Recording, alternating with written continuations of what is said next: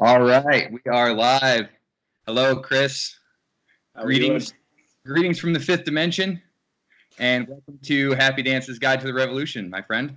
Good to see you. Thanks. Yep, thanks for having me.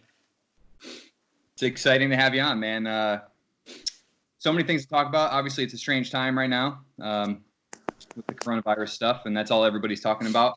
We will obviously touch on that, but I don't want to make that the whole focus of this. I think we're getting enough of that, Mm-hmm. But it's going to intersect with some of the things we talk about, so that's pretty cool. But before we dive into any of that stuff, I have just a couple of housekeeping items to hit. The GoFundMe page for the Declaration of Interdependence is still open, and we are still accepting donations for that. But with the financial stress created by the crisis, obviously I don't want people donating that are in a stressful situation, or if you think other places to donate that money are better right now, obviously I encourage people to do that. And with the funds that I've received so far, I haven't invested any of that yet. I haven't touched any of it. I've considered spending some of it on advertising, but haven't pulled the trigger on that yet. I'm still kind of debating how to use those funds and when to use those funds. But as of this moment, that money's not going to me. I'm not keeping that money and doing anything with it. It's for the movement, and I have plans for how to distribute that if it ever becomes a larger sum of money, but it's certainly not for my pocket. So I just wanted to address that because it was a criticism that I had received from an acquaintance of mine that kind of felt unfair, but I understand because it's stressful right now. People are in some tricky situations. So just wanted to address that bit of housekeeping for viewers to understand that the current situation of the GoFundMe. So now that that's been addressed, we can dive into the real shit. Okay, cool. So I like to kind of start with where we know each other from. So we go back pretty far. We both went to North Pocono, and we actually both went to Jefferson Elementary School. Yeah. So I even remember you a little bit from that because you were a year, maybe two older than me. And I remember kind of soon after that period is when the pop punk sort of scene came about. And I was certainly part of that. And I vaguely remember you being part of that as well, at least associated with it. And I tried to be a part of the music, but I was never as skilled as an artist, so I just kind of loved going to shows and stuff like that, yeah. Me too. I didn't play any instruments or any of that stuff either, but loved going to shows, same thing. Yep. And then I think I remember too that you even had a rap phase where you were in the rap for a while. Am I remembering that correctly? Because I totally had phases like that too at one point, and still kind of really appreciate some good hip hop music in general. So yeah, I think that maybe as you're growing up, some people go through more drastic phases to go all in a specific type of music, but it's kind of evolved me over the years of just genuinely enjoying all genres of good artists that actually are writing everything and are not just mass produced from corporations and stuff like that. Right. That's what I look for in artists these days, For sure. Yeah, and I think too that the punk and the rap seem like opposite genres, but really they're in my mind very much related. It's kind of one is maybe the inner city struggle of African Americans, and the other is almost like a political social justice struggle mixed with teenage angst, which when it kind of got pop, rebelliousness, emo pop phase is when that kind of part of it came into the thing too. But it's all that, this having a lot of energy and not really always knowing where to place it, Absolutely. Yeah, absolutely. Good stuff. I don't think we knew that when we were kids, but hindsight's 2020, so absolutely. Yeah, for sure. It's funny how that works, right? It's yep. You experience the whole thing, and then looking back on it, it almost changes with your new lenses that you've kind of acquired over the years, Mm-hmm. Absolutely. More information unlocks our understanding to be more complete, Right. Pretty wild. So then kind of fast forward, you and I weren't very close even then we weren't super close. And over the past 10 years or so, we weren't close at all really, but we've been Facebook friends and stuff. And I connected with you maybe a couple months ago now when you made a post about reading and how, you were finding time to read during the day and how much you were enjoying it and kind of encouraging people to kind of take on this challenge. And I kind of chimed in because I feel very strongly, similarly with listening to things like audiobooks and podcasts, it's had a transformational experience on me. And where like reading I've like struggled with sometimes still, you know, and I was like thinking about it more, and you really encouraged me to like try anyway, because I think it's like sort of like meditation really, you know. It's like you don't practice and you don't go in with a positive attitude, like good luck being any good at it, you know. Mm-hmm. But something as I was like reflecting on, because it's not that I can't read, obviously I can read certain things, I can read a lot more easily, and I think it has to do with something I learned from studying Dr. Jordan Peterson's work about some people think in like words and some people think in images. Mm-hmm. And I obviously there's a lot of overlap because people think in both, but people think more easily in one or the other. And I definitely think I think more easily in words. So sometimes when I'm reading like a story that's very descriptive and vivid, my mind like wanders because I attach to the words and like can't stick with the image and stick with the words. Instead, it's weird, you know. Well, like when I'm reading something like that's not like imagistic, but more like communicating like an idea or like a process, I kind of go real quickly. I can almost skim over it quickly and still grasp like the important parts, you know?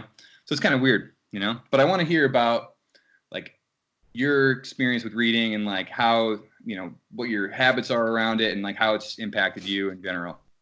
Yeah.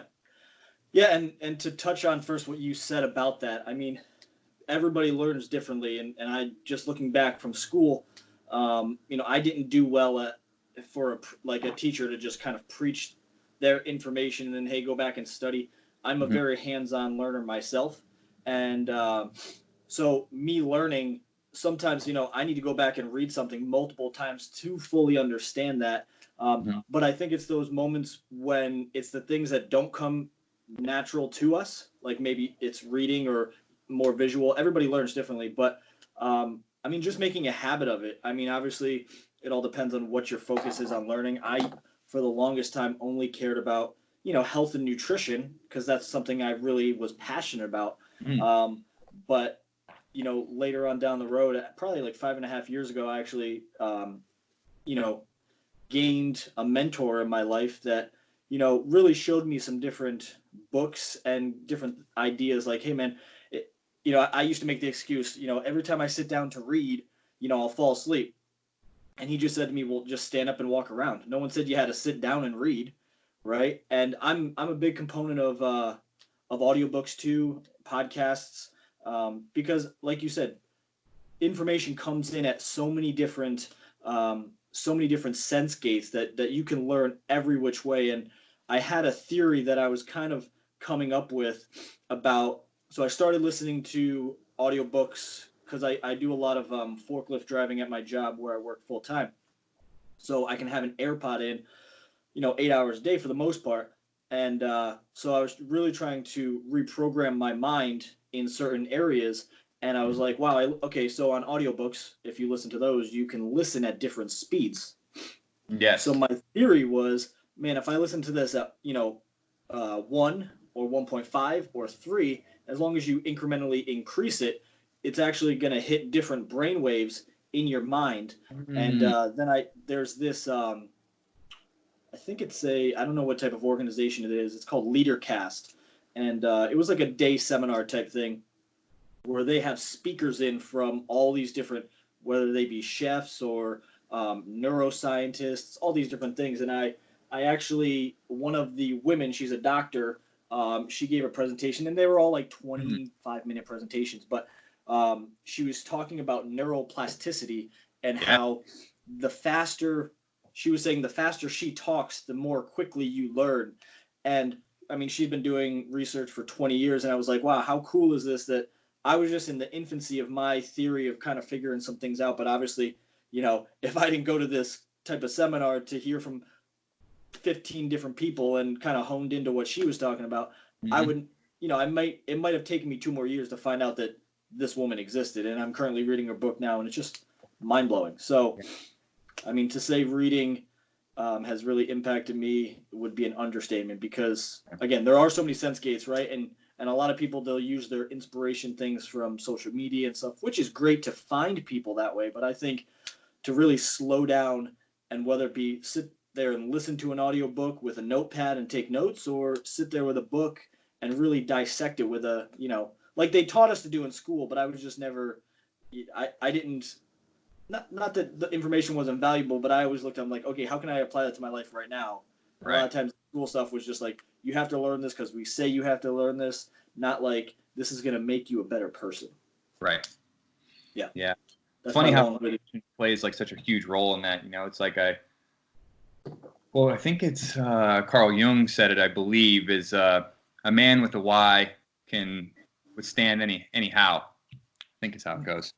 Same thing with like now that you're motivated to improve your brain function and like have the positive benefits of neuroplasticity, you're like pushing yourself to do more. And then you're like, I think it's interesting too what you said about like you had this theory about ramping up the rate, you know, and like you sort of came up with that independently, but I feel like that sometimes too, where like I came up with that, and then I do a little research and I'm like, no, other people have this thing too, and they're a little further along, and it's like, but that means that you're on the right track, you know. It's definitely not like a bad thing to be like, oh, you didn't come up with this, so oh yeah, for you, it's like it's more like you're on the same wavelength as other people, and it's probably a good thing.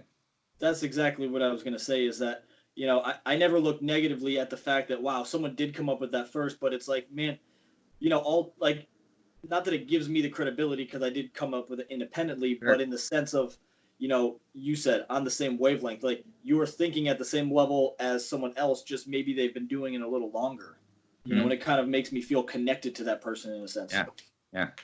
And there's even like some wiring within us too that's like gives us a boost in good feelings. Like I think it's serotonin is the chemical, but like whenever you have an existing belief and then you learn something that like reinforces that existing belief, which is like sort of what happened there. You know, you thought this was true and you had a theory that it was true and it seemed like it was true.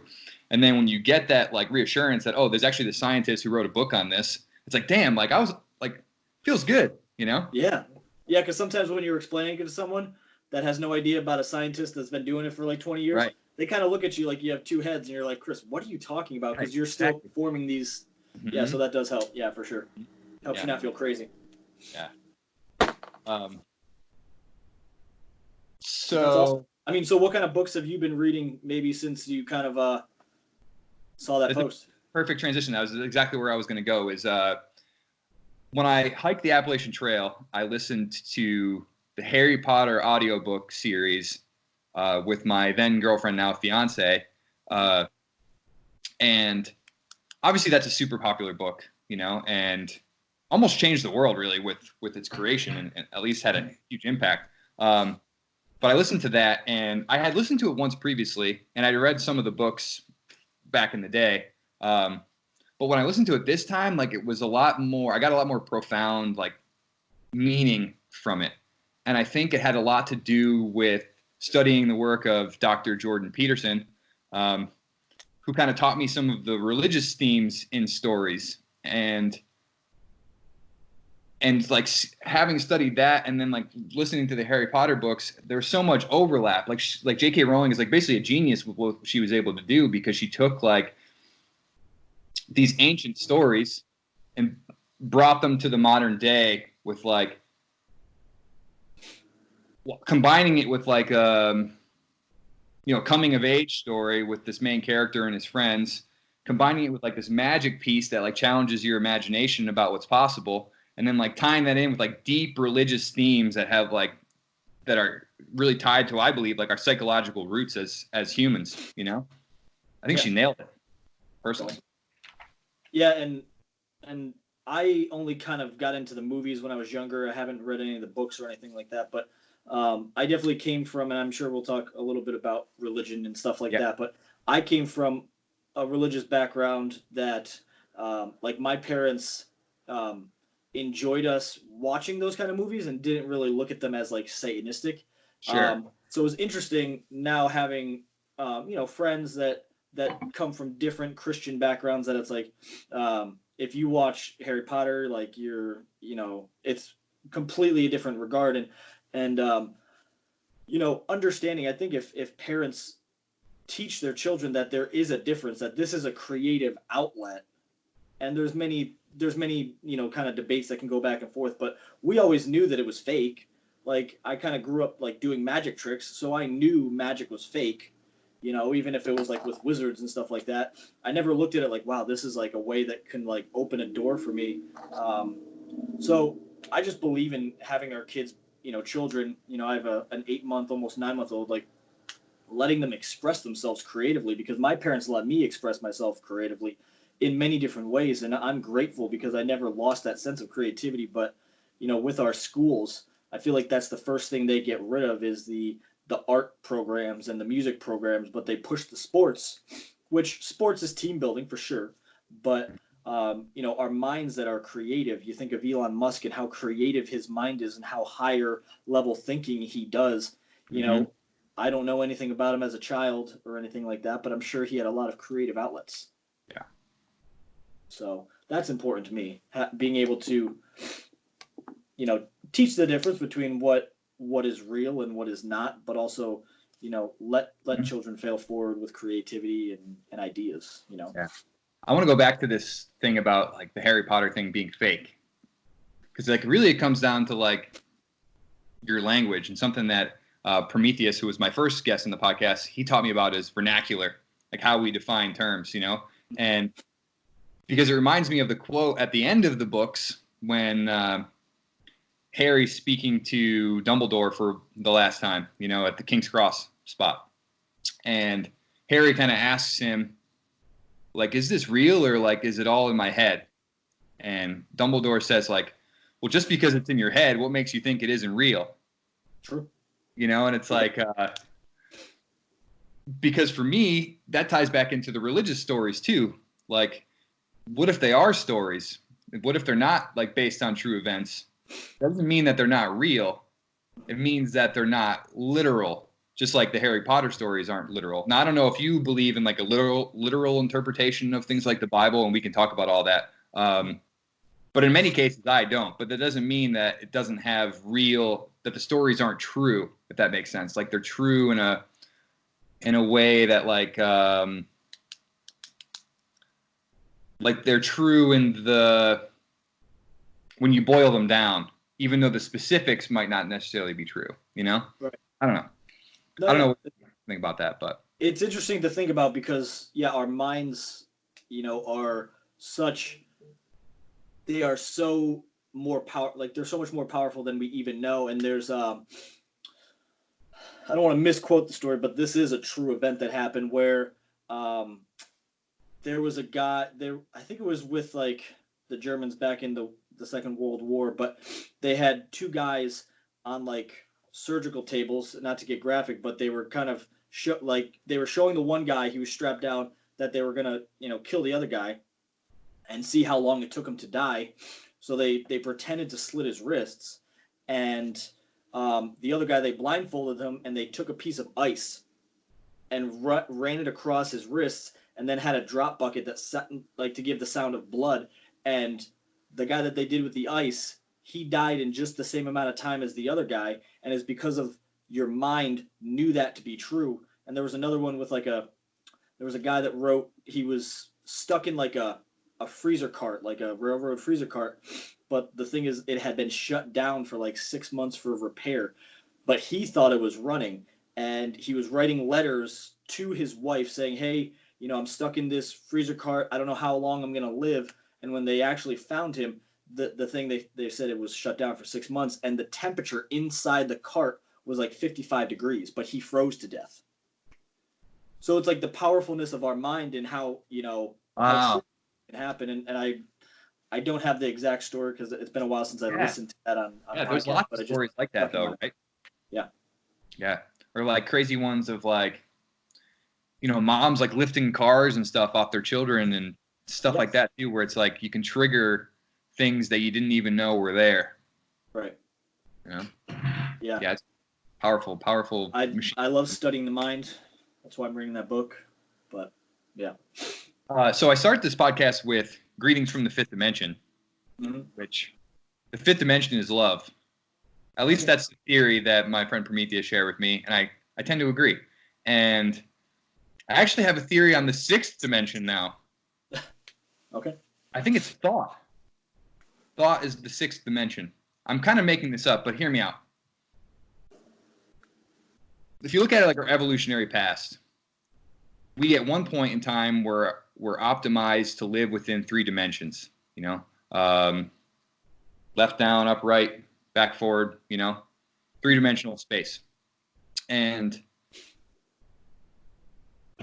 I think the story of Adam and Eve sort of encapsulates, within a condensation of like a much longer period of time, I think it encapsulates the discovery of time being the fourth dimension, and like us as beings realizing not only do we need to survive within this three-dimensional space, we need to account for time, and that like not only am I hungry now, but I'm going to be hungry tomorrow, I'm going to be hungry next year, and my family is going to be hungry 10 years from now, and like building all of that into our survival mechanisms, like deep into our like DNA almost, And as that progresses a little further, we discover that like you can't just optimize for time, because your family's involved and there's people involved, and like really like your relationships are going to help you survive, especially since we're social beings. So then you like love is like embedded on top of that, and like the need to care for yourself, but care for others, and like have this group social dynamic that allows us to be the dominant species on the planet, And then I just came up with this the other day, but I think the sixth one might be thought, because that doesn't really operate in three-dimensional space. It takes place somewhere in your brain, which obviously exists in three-dimensional space, but it's like an extraction from space, and it's also sort of independent of time, because it's not impacted by the seasons or anything, but it's also like cold and calculated, or at least it can be. Like it's not love. It's almost like the other side of the coin that is, if love's one side, like thought is this other side. And like now that we were able to like master that, we've built machines and basically taken over the world, And I don't know, that was a little bit of a ramble. But what do you think about that? It's pretty interesting theory, huh? Yeah. I mean, I haven't really studied those. Obviously, I know about all of those that you just talked about, but yeah, I mean, I think some people have maybe mastered the mind more than others. I think, that's something that we choose, right? That's a worldly freedom that nothing can take away from us, right? They can't, you can't take away someone's thought. I mean, I guess you can like, maybe if you're like, how do I want to say it? If you have someone tied up and you're like hurting them, right? Like, right. You may not be able to think clearly. So there's areas where you may not be able to think clearly, but in a basic sense, like, I mean, unless you're brainwashed, that's a thing. The freedom of your thoughts that's what it is. But I think too, we also do get, in a sense, for lack of better terms, brainwashed to a certain way of thinking that, yeah, that we definitely sometimes we don't think clearly. I mean, if you look at the basicness of I talk about this all the time, that the reason why school from elementary to high school is kind of set up the way it is because they put it on the bell system, just like the factories, where the bell rings and you go into work, the bell rings, you go to get lunch, the bell rings, you go back to work, the bell rings, you go home. And it's the same thing with school. So we kind of get that idea, and that's only since maybe the last turn of the century, whatever the year was, that before that people kind of, they did their own thing with whether it be farming or their blacksmith, or however you want to look at it. So it's so interesting. Like, so when we moved down to Lancaster, I never really thought about this, but I studied criminal justice and sociology in school, and they talked a lot about how with globalization, how husbands and wives, they separate for 40, 50, 60 hours a week, and they have full-time nannies. Okay. And with that being said, their full-time nanny, the children growing up with these nannies actually fall in love with the nanny more than the parents. So there's a disconnect in the family. Yeah. But moving down here, being around a lot of either Amish, Mennonite, or they call themselves ex-Amish, ex-Mennonite, which just means that they left those churches. A lot of them still would rather like maybe do something out of like their garage, like some type of business. And I was talking to one of them about it. It's like, yeah, if I'm working out of my barn or whatever it may be, woodworking or something like that, if there's an issue, right? Say their child does something disobedient in the house, the wife goes to get the husband, and then they handle it, right? But like you think about how we work, you know, not to downplay children, but I always, even before children, I would always like, to a certain age, it's actually proven that like children and kind of animals, dogs, you know, pets, Yeah. they at a certain level they think alike, right? Like a dog's mind only goes to a certain age, but then obviously we progress. But Mm-hmm. learning how to like train dogs, I did that for a little bit with our home dogs. You have to reprimand the dog right away. If the dog pees in the house, you need to reprimand it right then. If you come home and the dog already peed in the house, you can't yell at the dog because Right. it's Too so late. far past the dog's mind. It doesn't associate it, so the lesson doesn't really even sink in. It's just kind of like a Right. punishment that isn't serving a purpose. And it's the same thing with a child, right? If your child messed up at daycare or with the nanny, and then 6 hours later you come home and the nanny tells you what the kid did, and then you yell at the kid, he goes and sits up in his room. He has no idea, even though you're verbally telling him what he did. It is so far past his mind. And I just thought about how small that might seem, but how big it is in a sense of like, you know, there is that disconnect from the family these days. You know, that's one of my wife and I's big passion, is to bring the family unit back together as much as possible. So important. It really is. And I think a lot about like how we evolved in sort of tribes and what it would have been like then, and like how you would have spent your time as a child, you know, and trying to build in as much of that as possible, you know. Mm-hmm. Like the child is probably very close to the mother for the first however long, you know, year or more, you know, and once they got big enough, they probably spend a lot of time with like other kids, you know, around other kids, and not being babysat necessarily, but like someone was keeping an eye on them as they played and did whatever, you know, and trying to like recreate that in the modern era is a challenge for people, you know. Mm-hmm. Like forced between the decision to like pay for childcare or, you know, go to work or stay at home and lose income, and balancing all those things. And like you said, having someone else raise your child, and like not necessarily being what you want to do, you know, it's like, it's weird, you know? And yeah, I was sitting in another sociology class, and I tell this story sometimes too to people, that I was up against the wall so I could see the whole class, and I went back to school as an adult. So I was like 25, so I'm around 18, 19-year-olds. And it was interesting talking about, you know, programming, and we live in a world where both sexes find fulfillment in going out into the world. And I mean, both of my parents worked. My mom was a teacher. My dad owned a construction business, still does. But the teacher asked and posed a question, and he said, all the girls in the class, I don't know how, you know, anywhere between 18 to 20, whatever they were, he said, raise your hand if you would like to be a stay-at-home mom one day. And not a single one of them raised their hand. And I, in the moment, thought to myself, I'm like, well, you know, I'm not going to ask any of you out on a date. Not that people can't change, but here's why I say that, because, you know, it's when you're raising children, and we're just finding this out now, it's like you're either imposing your views on how you think things should happen, or you're letting someone else. And we have a very good daycare woman. She loves her children. It's her own home-based business. So she loves her children. Like, it's not someone that's just collecting a paycheck, sure. You know, and just kind of working minimum wage. Like, she's been doing it for 20-some years, and really nice lady. But even still, in that sense, you know, some of the things she kind of says and things, I'm like, that's not how I would do it. But at this phase in our life, you know, that is what we have to do. We're paying off debt so we can be debt free. So then it's an option for my wife to stay home. And before I met my wife, she was very much so a hardworking person, just like I was. She never thought about being a stay-at-home mom, but now that we've had people in our lives that have showed how that can be a thing, she's all about it. And yeah, I mean, there's nothing better than she'd want to do than raise a child, and yeah.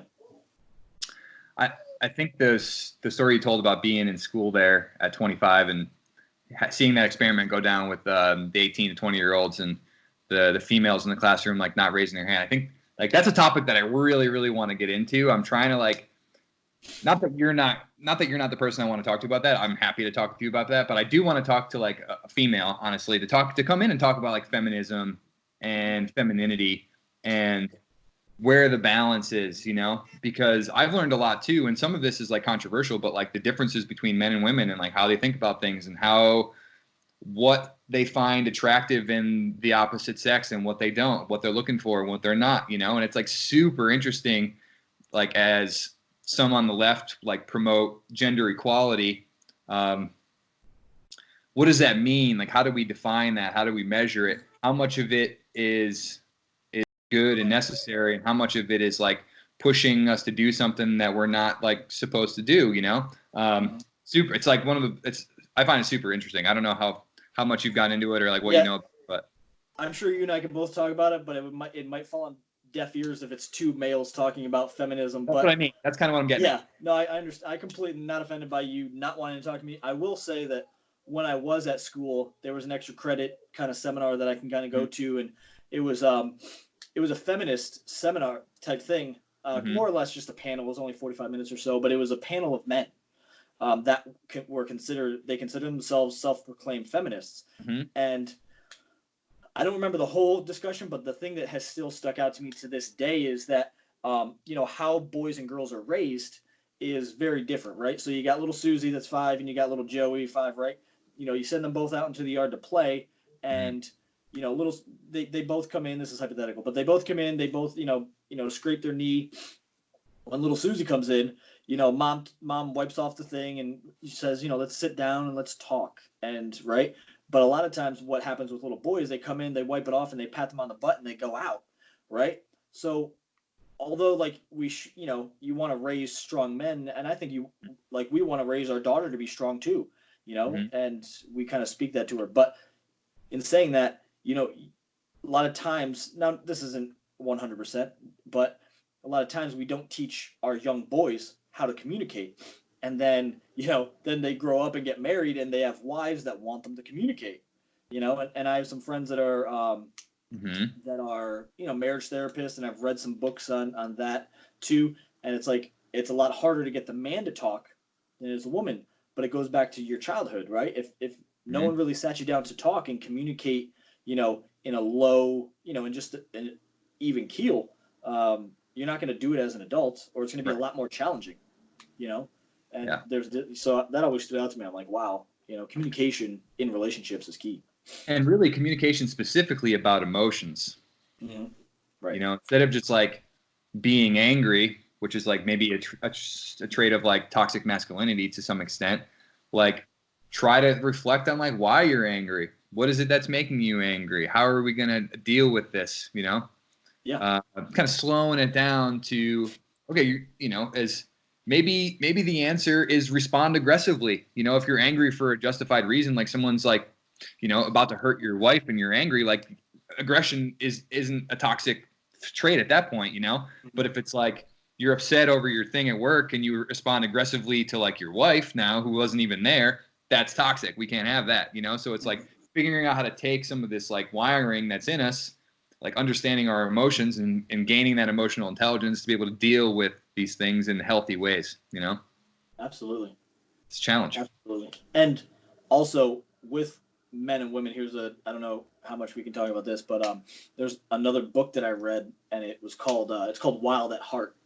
And it's a story about, and I think it talks about dragons in that book, where it's like, talks about, when the prince or whoever it was trying to save the princess, it had to go through all these battles. And even in like, maybe back in the day, you had to go and fight for your bride. And in these days, in modern, there's no real fight, right? Your friend request, or however you meet your girlfriend or your fiance, you might meet her at a bar, but like, there's no real like slaying of any dragons. And this book kind of talks to like why men do what they do at the heart of things. Like, right, we're trying to win over our bride, right? And if there's no part in that, that's where things get skewed. And the author, actually, his wife wrote the opposite. I forget what it's called, but wrote the opposite kind of story to what women's hearts speak and what they look for in men. So it's pretty cool.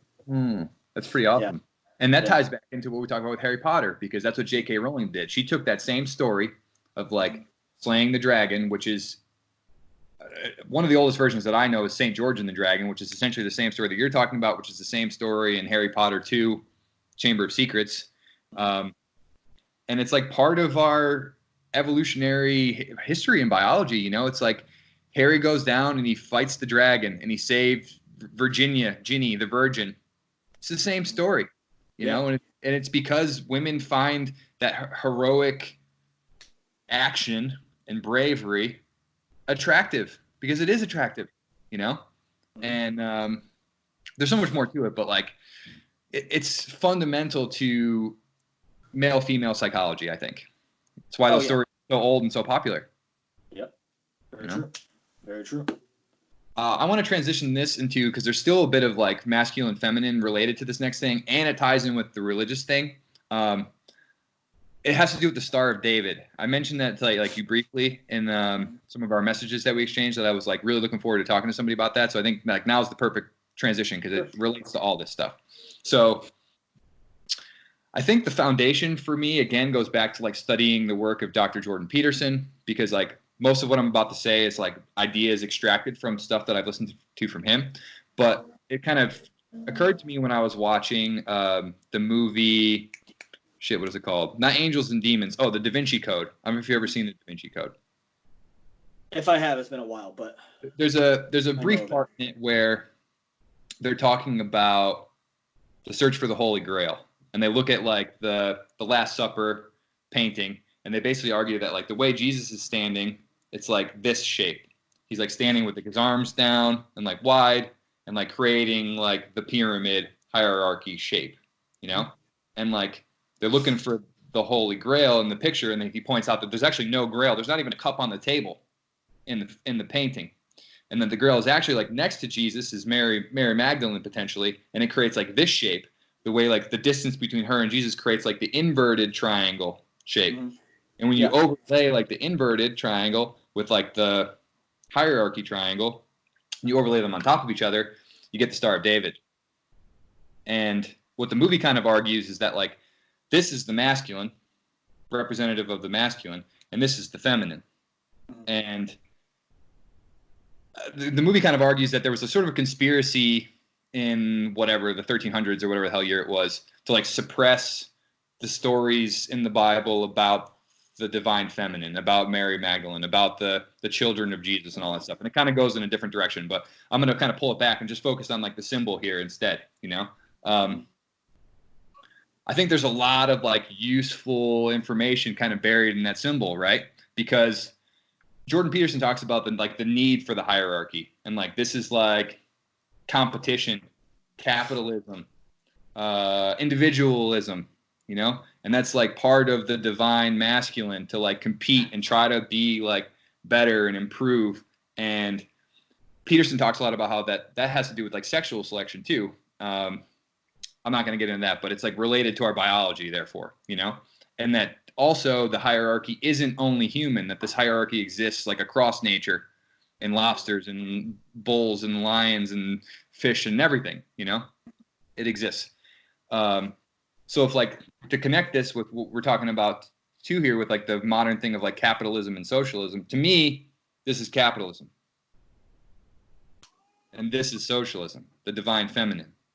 And as we're getting more women in politics and people are becoming more in touch with feminine energy, we're understanding too that we need to like, obviously this is important. We're not going to get rid of capitalism. That's not going to do us any good. But like we need to also build into our systems like the divine feminine to like lift up from the bottom too, you know?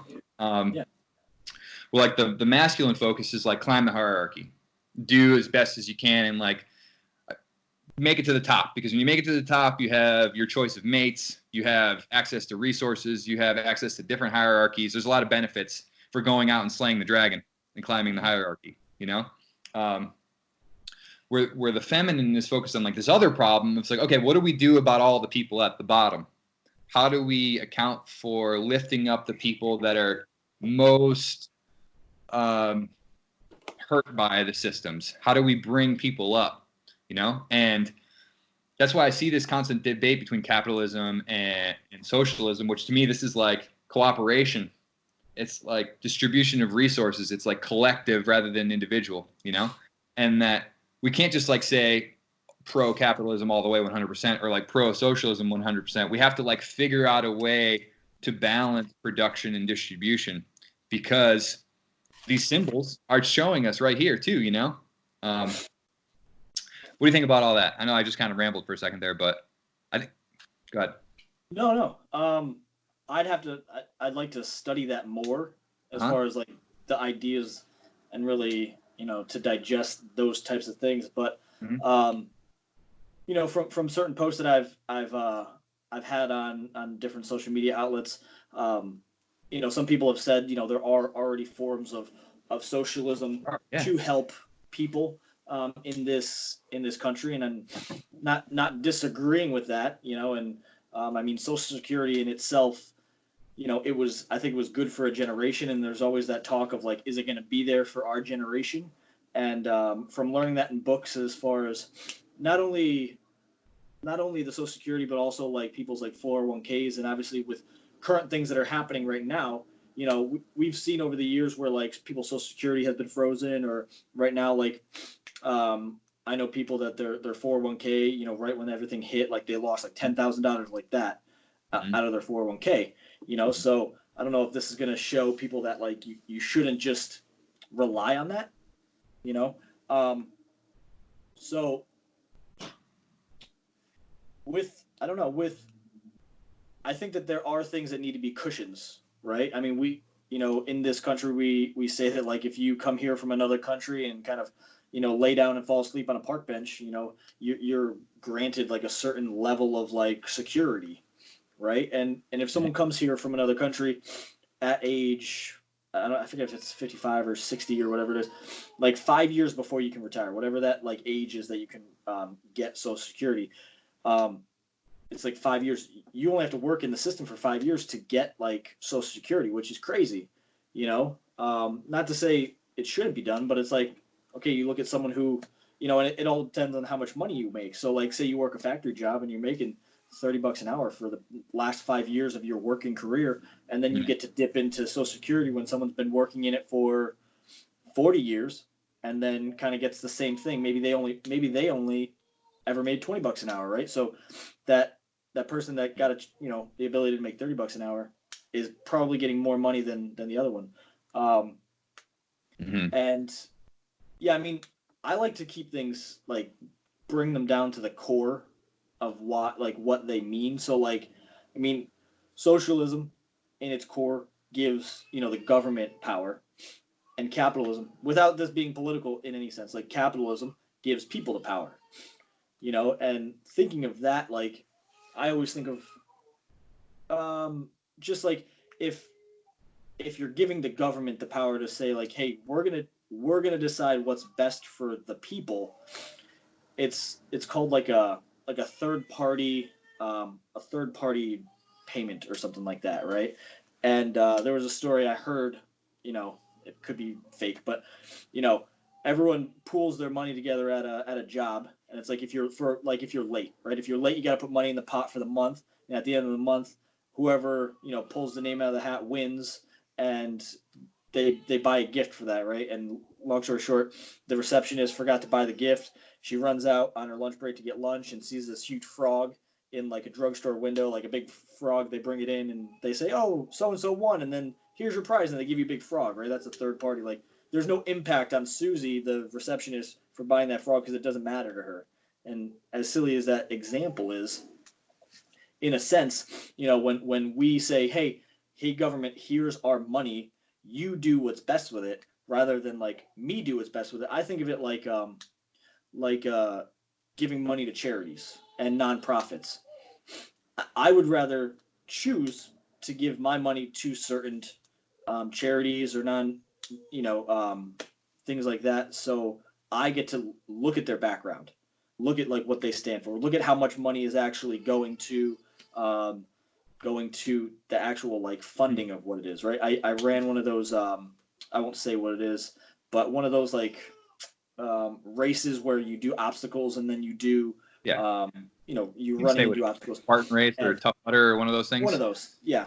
I don't want to speak negatively about them, but I see. at the core of it cost like over $100 to do, and it was a nonprofit, but like 0.01% of my money went to actually funding like the Wounded Warrior, which is the main reason why I did it, and then found out later. And I know that these, nonprofits, they have staff and they do have upkeep, but it's like, man, only 0.01% or whatever it was. It was like such a minimal thing. And I'm like, why do it then? Like I wanted to do it and that takes research, right, to find out. Sure. But at that point, it was more of like I was doing it with friends, Yeah. So I look at it in that sense. Like, obviously, there's complex ways and algorithms to look at everything. But I think of like, okay, is this gonna help the people, or is this gonna more so help the government? And yeah. Yeah. So I don't know if that answers the question of. Yeah. Well, I want to dive into a couple specifics there. So, like, first of all, the government is the people, or at least it's supposed to be the people. It is. So, right. The couple examples that I like. Let's start with one. I don't want to overcomplicate it. It's like a public library. So, is that socialism, or is that funding a public good? It's like the government hasn't like taken control over education exactly, or like telling people which books to read or anything like that. It's not like an authoritarian. The people have decided, oh, our community would be better off if everyone chipped in a little bit of money and we had a public library. That way we can host public events there. People can go there to research things and become more educated. And it's kind of also just like a community building that maybe helps with improve our community, So they arrive at the decision collectively through a democratic process and choose to fund that resource, I don't see anything wrong with that. I think that's a bit of this, It's just like deciding that, hey, people who don't have access to this information are going to get access to this information. We're going to make it available, even if the people at the top end up having to pay a little bit more, we bring that into balance, and everyone's kind of better off because you have less people walking around completely ignorant. No one is in a situation where they can't use a computer to apply for a job, or they can't like do research on a specific subject. Like no one's without, because we have the resources to make sure that no one's without, Now, when is that too much? Like is public schools, like is that a similar thing, right? We've decided that as a group, as a community, that we're going to fund this public good. We're going to make sure all our kids are educated and at least these basic core things. We can kind of criticize like the details of that and constantly try to improve it. But ultimately, we've agreed that it's better to fund public education, Now, when does that stop being a good thing? I don't know if you think that's a good thing or not. It's just more of like a question of like, where do you draw the line? Like now with public college, is it the same thing? If you're 18 to 22, like, are we going to do the same thing for you now? Like in this, I don't know. That's where we're at now with this debate of like student loan forgiveness, student debt forgiveness, making public colleges free. I know you mentioned you had some debt before. I don't know if that's student debt or what, but how do you feel about all that? How should all that be handled? Yeah, this kind of goes back into, I think it's how our system was formed. It's a living constitution, right?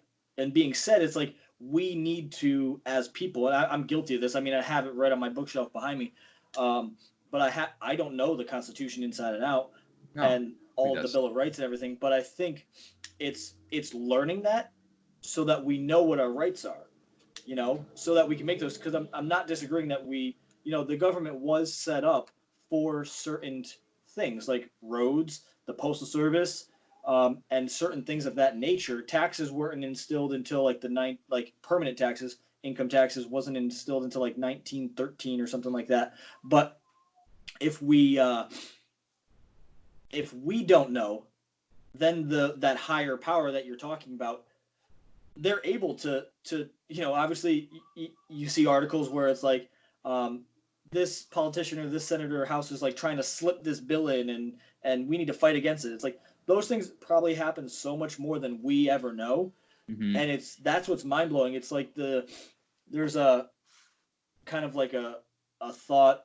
It's true. Like if you take a frog and you put it in a kettle of water, if you turn up that kettle slow enough, you'll cook the frog. But if you turn it up too fast, and I think that's what people do, or people within the government do, for years they've been sliding these proposals under that, they're trying to get this bill passed quick, and it gets filled in, and then we don't find out until like it explodes. But with that, I think a lot of times people, they'll either say that they don't read. This can kind of go back to reading, right? They'll say they don't read, or when they do read, maybe it's for pleasure. And I mean, even though I don't necessarily read for pleasure, I read different books on like leadership and stuff like that. Again, I have not dove into the Constitution like in depth. I've listened to people talk about it, but I think it's our obligation as people of this nation to know that, to know about taxes, because there's loopholes that we don't even know about, right? Like I've heard this said too, right? There's two people that can steal from you, right? One guy, he meets you outside your car in the middle of the night with a gun in his pocket, and he says, "Give me your money," and you hand it over. And the other one is the government, right? They just take it out of your paycheck and you don't even see it. It's the same outcome, but just how it's being done is different. And that's one of the things that I've started to do. I actually was listening to a little bit of the Constitution on audiobook as I was working in.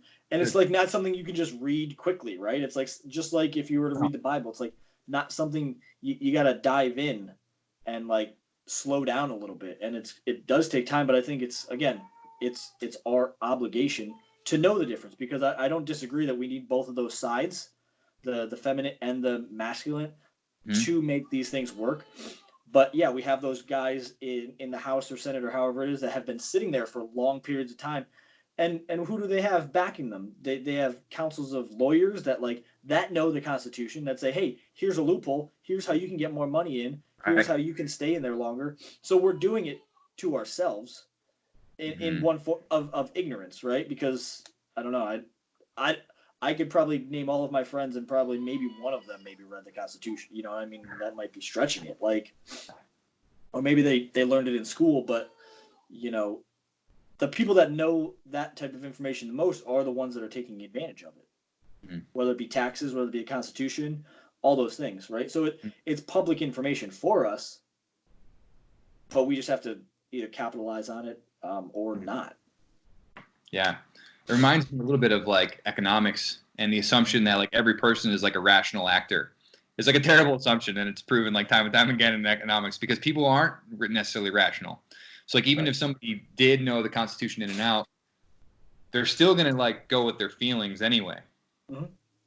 It's still like, I feel that these social programs are for the good, or I feel like these social programs are going to bankrupt society and lead to collapse. It's like, which one of those do you feel? It's not even necessarily evidence based. It's like feeling based, which is interesting. I like the story you said too about the two different types of theft. I want to touch on that quick too, because there was somebody online recently who I kind of gave up arguing with. I'm not going to say their name, because they basically argued that like all taxation is theft. Okay, so that's fine. If someone wants to make that argument, it's kind of a non-starter as far as I'm concerned, because if you study like social contract theory, we're all sort of operating under this social contract, whether we've like willingly signed the agreement or not. Like, we're all living in this country, we're all participating in democracy to whatever extent, we're all paying taxes, so we're all part of this social contract,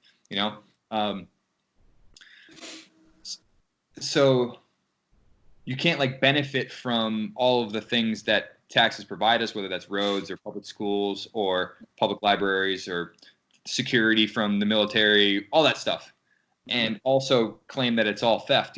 It's almost like your choice is either to like play ball and like try to improve the rules. If you don't like the rules, like get involved in politics, try to improve them, try to do whatever you can, or like become a non-participant in the society and like not pay taxes and not benefit from the roads. And that's like becoming increasingly difficult to do, because the world is so global and there's not really many places to hide anymore. But it's almost like you're stuck with those two choices. If you truly believe that all taxation is theft and you're unwilling to like enter the system and try to change it, then your only option is like to go do something else. It seems like it anyway. Yeah. I don't know who that was, Mm-hmm. and what I'm thinking in that sense is like, so often we hear like, okay, for the roads, like maybe we think of like the PA Turnpike, right? And it's like, you know, we know the government, you know, you pay to be on the PA Turnpike, but then you're driving on the PA Turnpike and there's all these potholes, and you're like, hey, I'm paying this money was supposed to go to taxes, and I think that's where like people get like, I don't want to use the word disillusion, but I'm just trying to speak fluently here, so it might be the Yeah. wrong word. So Yeah. no one crucify me for using wrong words today, but No one's finding so I think here. that's where people's maybe like anger comes from. It's like, man, I'm driving around PA and I got all these potholes in my taxes. They said my taxes were supposed to go to that. So I don't say that taxes are 100% theft, but I think that's where people's anger gets from. It's like, okay, where we don't know the bigger picture of where all these things go. Plus, again, goes back to knowing.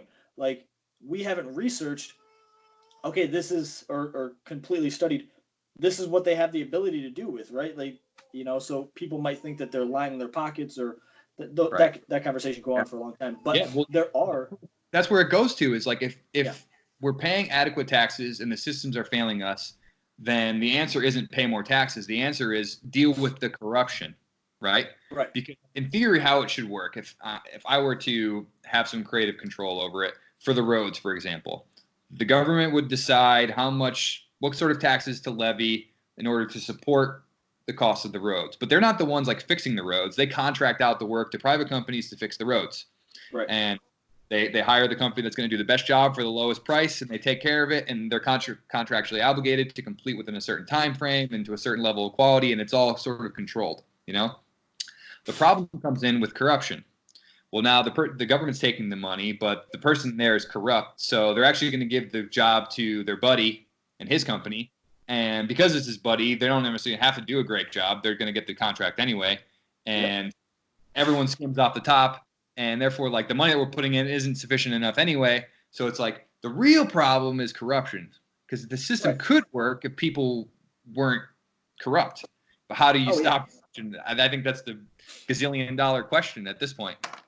No, I completely agree, and you're gonna find, I mean, living in a household that my dad, he started his construction business when I was like 6 or 7. He lost his job as a GM of a factory, and he had owned his own business years before that, but then kind of went that kind of route, and then so he was starting from the bottom, right? He had no clientele, and I just remember as a young kid into a teenager, I remember these conversations of my parents, and like my dad would get so frustrated because he'd go and do like an estimate on a property for people, and they'd call him back and they said, oh, we're gonna go with this guy, and he I guess finally got to the point where he was like, maybe having a conversation with them and saying like, what are their prices, what are this, and he's like, I don't understand, like, what they are selling that job for doesn't even cover my material.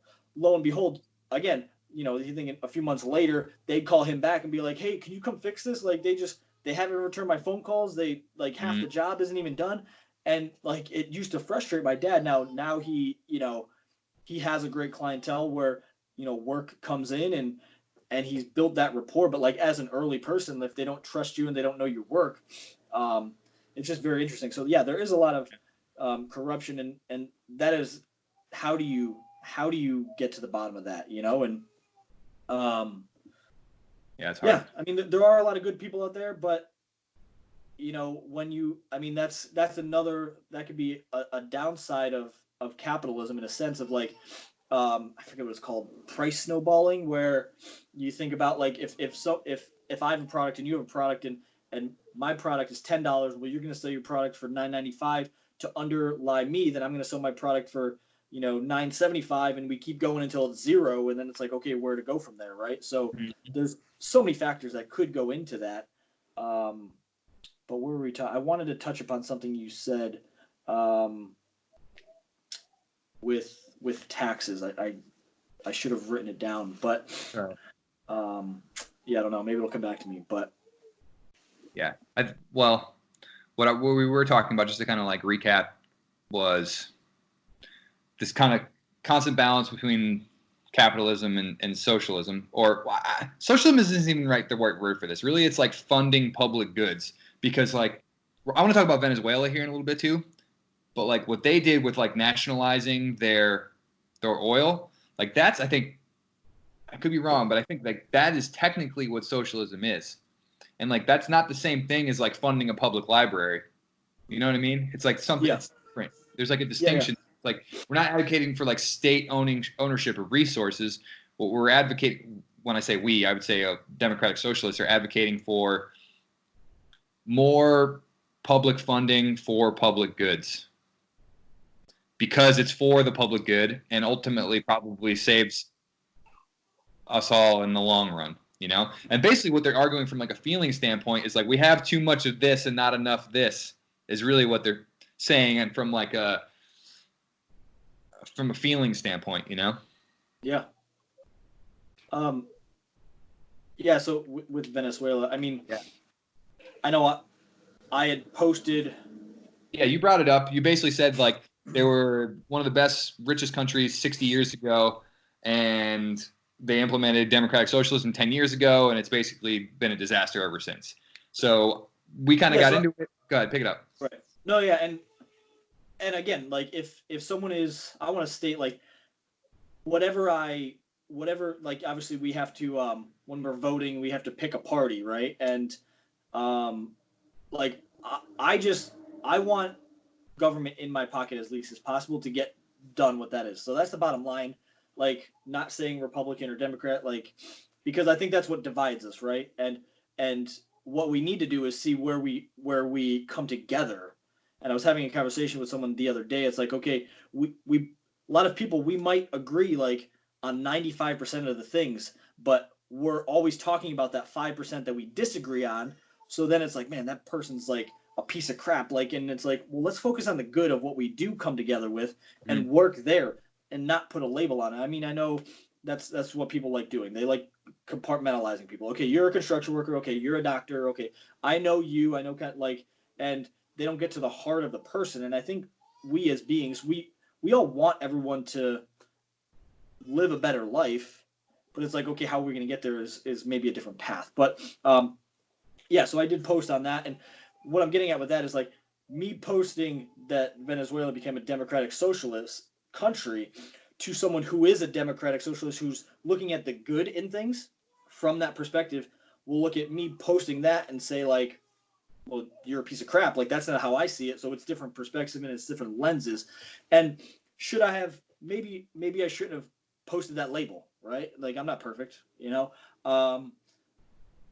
The core of what I was getting at is like a country implemented something, the government kind of took over in a sense and said, hey, we're going to do it right.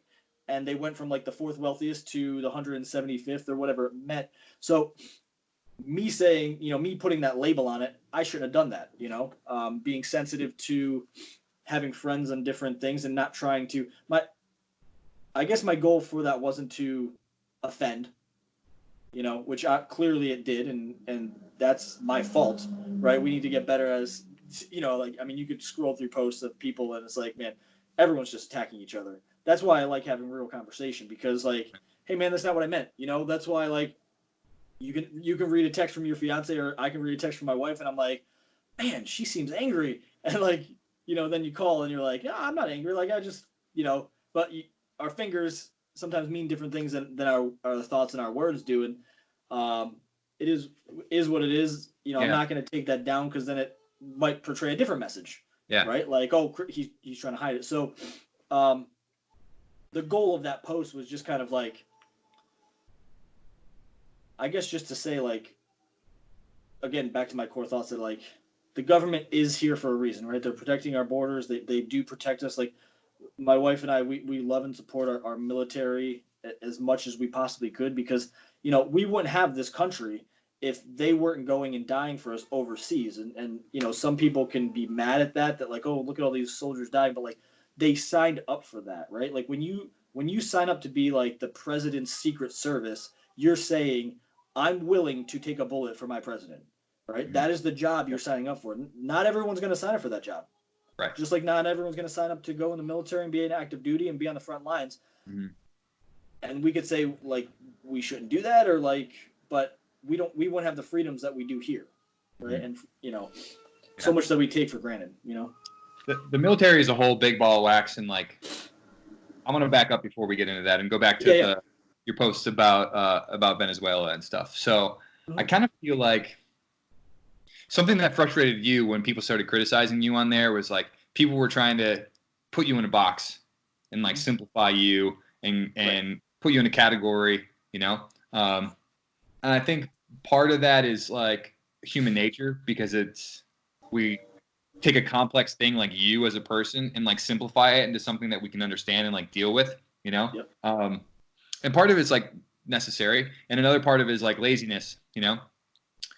But I feel like that same sort of characteristic that like upset you like is reflective in the post too, because you took like a very complex situation like the collapse of Venezuela and like blamed it on like a loose term of democratic socialism, because like a friend of mine did the same thing to me and like threw it in my face, and I realized when she did that I was like, I don't really know a lot about Venezuela. Like honestly, I don't really know. So I spent some time watching videos and reading Wikipedia pages about the history and stuff and trying to like wrap my head around the broader picture of things. And after I did that, it kind of I felt the same frustration that someone like Mike Roski said. I don't mind shouting him out because he's been on the show before. His frustration is that like it's more complicated than that, you know, and that's how I felt too. There was a lot of corruption within the nation, you know. They put way too many eggs in their oil basket and not enough eggs in like food resources, like other resources other than oil, you know. And it took a longer time period too, because they weren't like they might have been the sixth richest nation or the fourth or whatever it was in whatever year that was, but it took a long time of corruption and slightly changing policies here, there, and everywhere to then a contested election in, I forget what year that was, like 2013, to like now where they have like two presidents, like one that's recognized by like the military and like countries like Russia, and then the one that's recognized by like the people allegedly and like the U.S. and countries that are allies, you know. So it's like they're even, I don't know, it's a complex thing, you know. And that's what I said to you when we first started exchanging messages. Like even if something you said is ignorant, that doesn't mean that you as a person are an ignorant person, you know. Things are complicated. They're multi-layered, you know? Yeah, and I'm not like a believer that like everything our government does is, you know, even if they say they're capitalist, what they do is right, you know? Like where a lot of times, so I used to work for, I don't even want to say the name because if you post this, like it's such a huge corporation, but I worked for a massive corporation warehouse in Tobyhanna, right? That wasn't the Army depot. And, you know, I saw it from the inside. It's a place that everybody shops, a huge superstore that everybody shops at. And, you know, at that time I was working there because it fit into my school schedule. And back in the day, I thought like, okay, you know, just tell everyone not to shop there. And, you know, that's how we can bring this corporation down. And then when I worked inside of the corporation and I was even at their home office, I was like, this corporation is going to take themselves down, like because of how they're treating the people that do work there. And it was a thing to me. I'm like, even with the government, like we can say this will work, but like the government has got to a point where it is super powerful, right? And it does these things, but it's powerful because most of us are employees, right? And when you study the history of taxes, like employees are the highest paid. And where that actually came from, back in the early 1900s when income tax wasn't actually a thing, right? The poor and middle class, they wanted taxes it was originally for the wealthy. But once the government got a taste of this money coming from the wealthy, it trickled down to, well, now, like, if we can tax the wealth, why don't we tax the middle class and poor, or however you want to look at it. And so there's obviously intelligent people within government that are always going to find ways to figure things out. But at the core of it, it's like the people of the wealth had always figured out legal loopholes so that they don't have to pay taxes, right? So like, what's to say if they create a new one that those wealthy people aren't going to figure out a new way? So it's like we can either like, I don't want to say it in the sense of like, because people can look at some wealthy people as corrupt and stuff like that, but it's like, why don't we play that game? And I'll explain what I mean by that, rather than just like kind of being a cog in the wheel. That's what everybody's taught, right? Go to school, get a good education, and go get a safe, secure job. And we see how that's working. That like, people in their 70s are still working, right? It's because you're a cog in the wheel, and an employee was never meant to create like financial independence for themselves, right?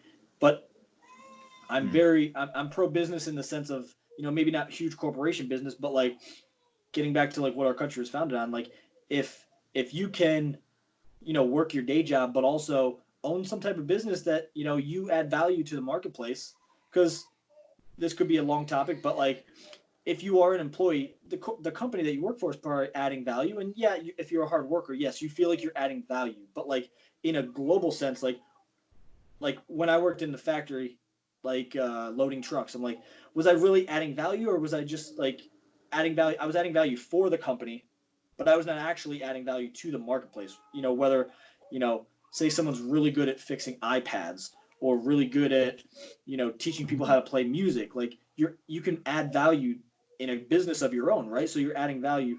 So like I always talk to people. I'm like, hey man, like what are you good at? Why don't you also like study how you could make that a business? Not that like I don't believe in the sense of like if you love what you do, you'll never work a day in your life. It's still work, right? There's still things that suck about anything, but like if you own your own business in a sense, in any way, whether it be fixing iPads or what have you, you get to actually go into a different tax bracket where you have tax benefits that people that as an employee, just as an employee, now I own an e-commerce business, and so I leverage taxes in a different way, and I have people that teach me how to better myself in that every single day. But it's like, as something as silly as like, say you give guitar lessons.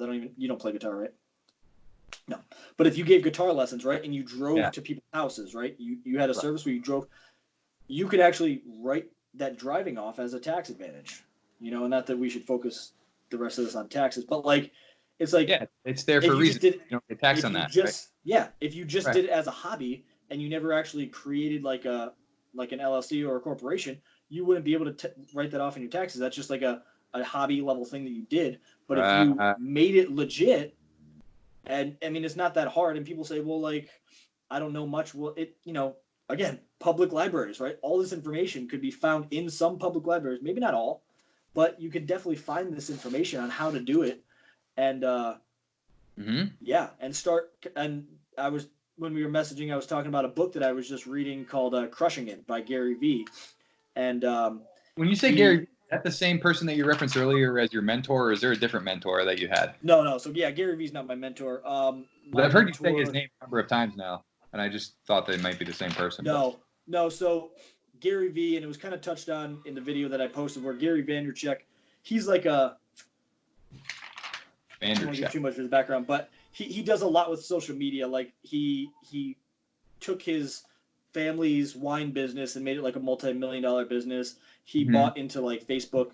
But the only reason I found out about him was because of a coworker, and we actually went to school together, that did commercial real estate, where he went to like a 10X thing and paid to have a private sit-down dinner with Gary, which I probably would have never gave Gary Vee the time of day. Not that he's not a cool person, and him and my mindset think very much alike, but I never would have really like dove into like his thought process. But no, that's not my mentor.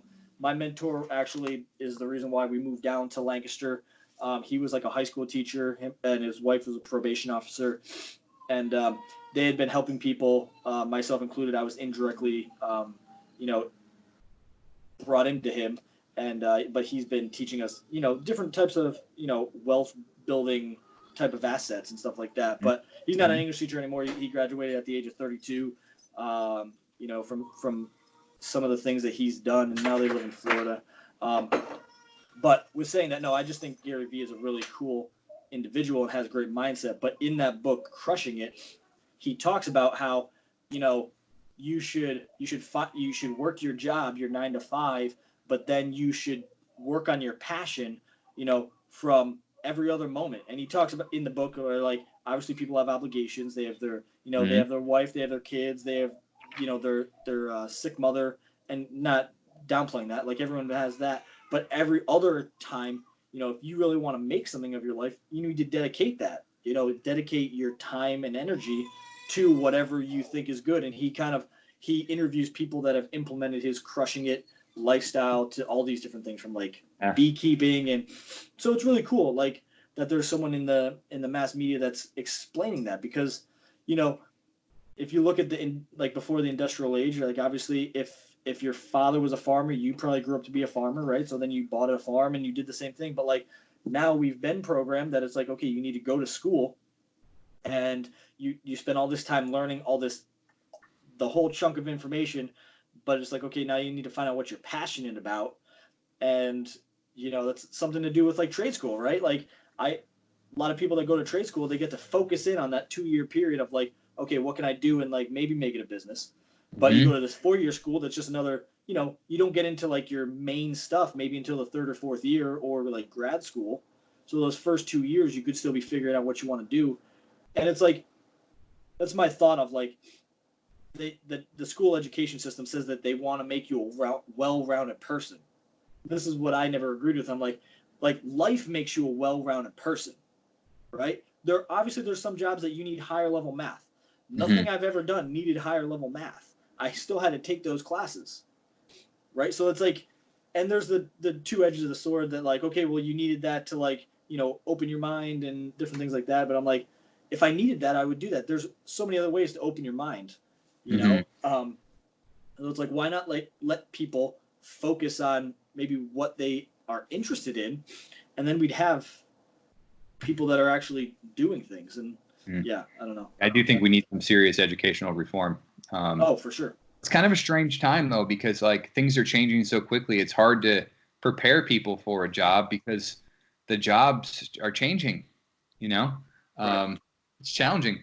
And ultimately you want people to think like a multi-purpose problem solving tool, because that's what we really are. That's what our brains are designed to do, is assess situations and figure out ways to solve them, So how do you build in people's ability to do that and then communicate that, That's really what it comes down to. Can you understand what to do? Can you communicate it to a team? Can you lead that team through execution? And can you make sure everybody, gets paid that's supposed to get paid, Yeah. Yeah. No, yeah, I completely agree. And I learned this so I don't know everything about Henry Ford, and I know some of his principles in life weren't the best. But sure. There was, in one of the books I read, it might have been a book called Rich Dad Poor Dad, but it was talking about Henry Ford. It might have been a different book, but he had to go to court for something. And Henry Ford didn't really have I think it was like an 8th grade reading level. He wasn't really that intelligent in that sense, book smart wise. But he was at court for something, and these people just like for hours were like asking him all these questions, and he was appeasing them.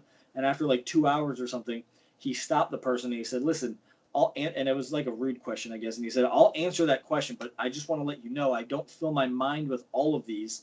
I have people, smarter people than myself, that," now this is like the turn of the century, he's like, "I have a button in my office where I can just hit that button, and if I need to know the answer to that question, I can find it." And I'm like, although that is outdated, it's so true today, where it's like, there is a lot of things that we don't specifically need to know and keep in our brain on a daily basis. Because if we do need to know that, we can just go online and find it, right? So like, yeah, there is a balance, right? You do need to know some stuff so you're not completely ignorant. Like, you need to know how to read and write and basic, the basic things. Yeah. But like, as you get into specifics, it's like you can learn those over time. Like, and I don't think us talking here on this moment for it will have me explain everything, and I don't want my thoughts to be like, sure. Oh, well, he just thinks it like, just focus on one. But you look at like back in the day of like your point there, your most recent point there of like training people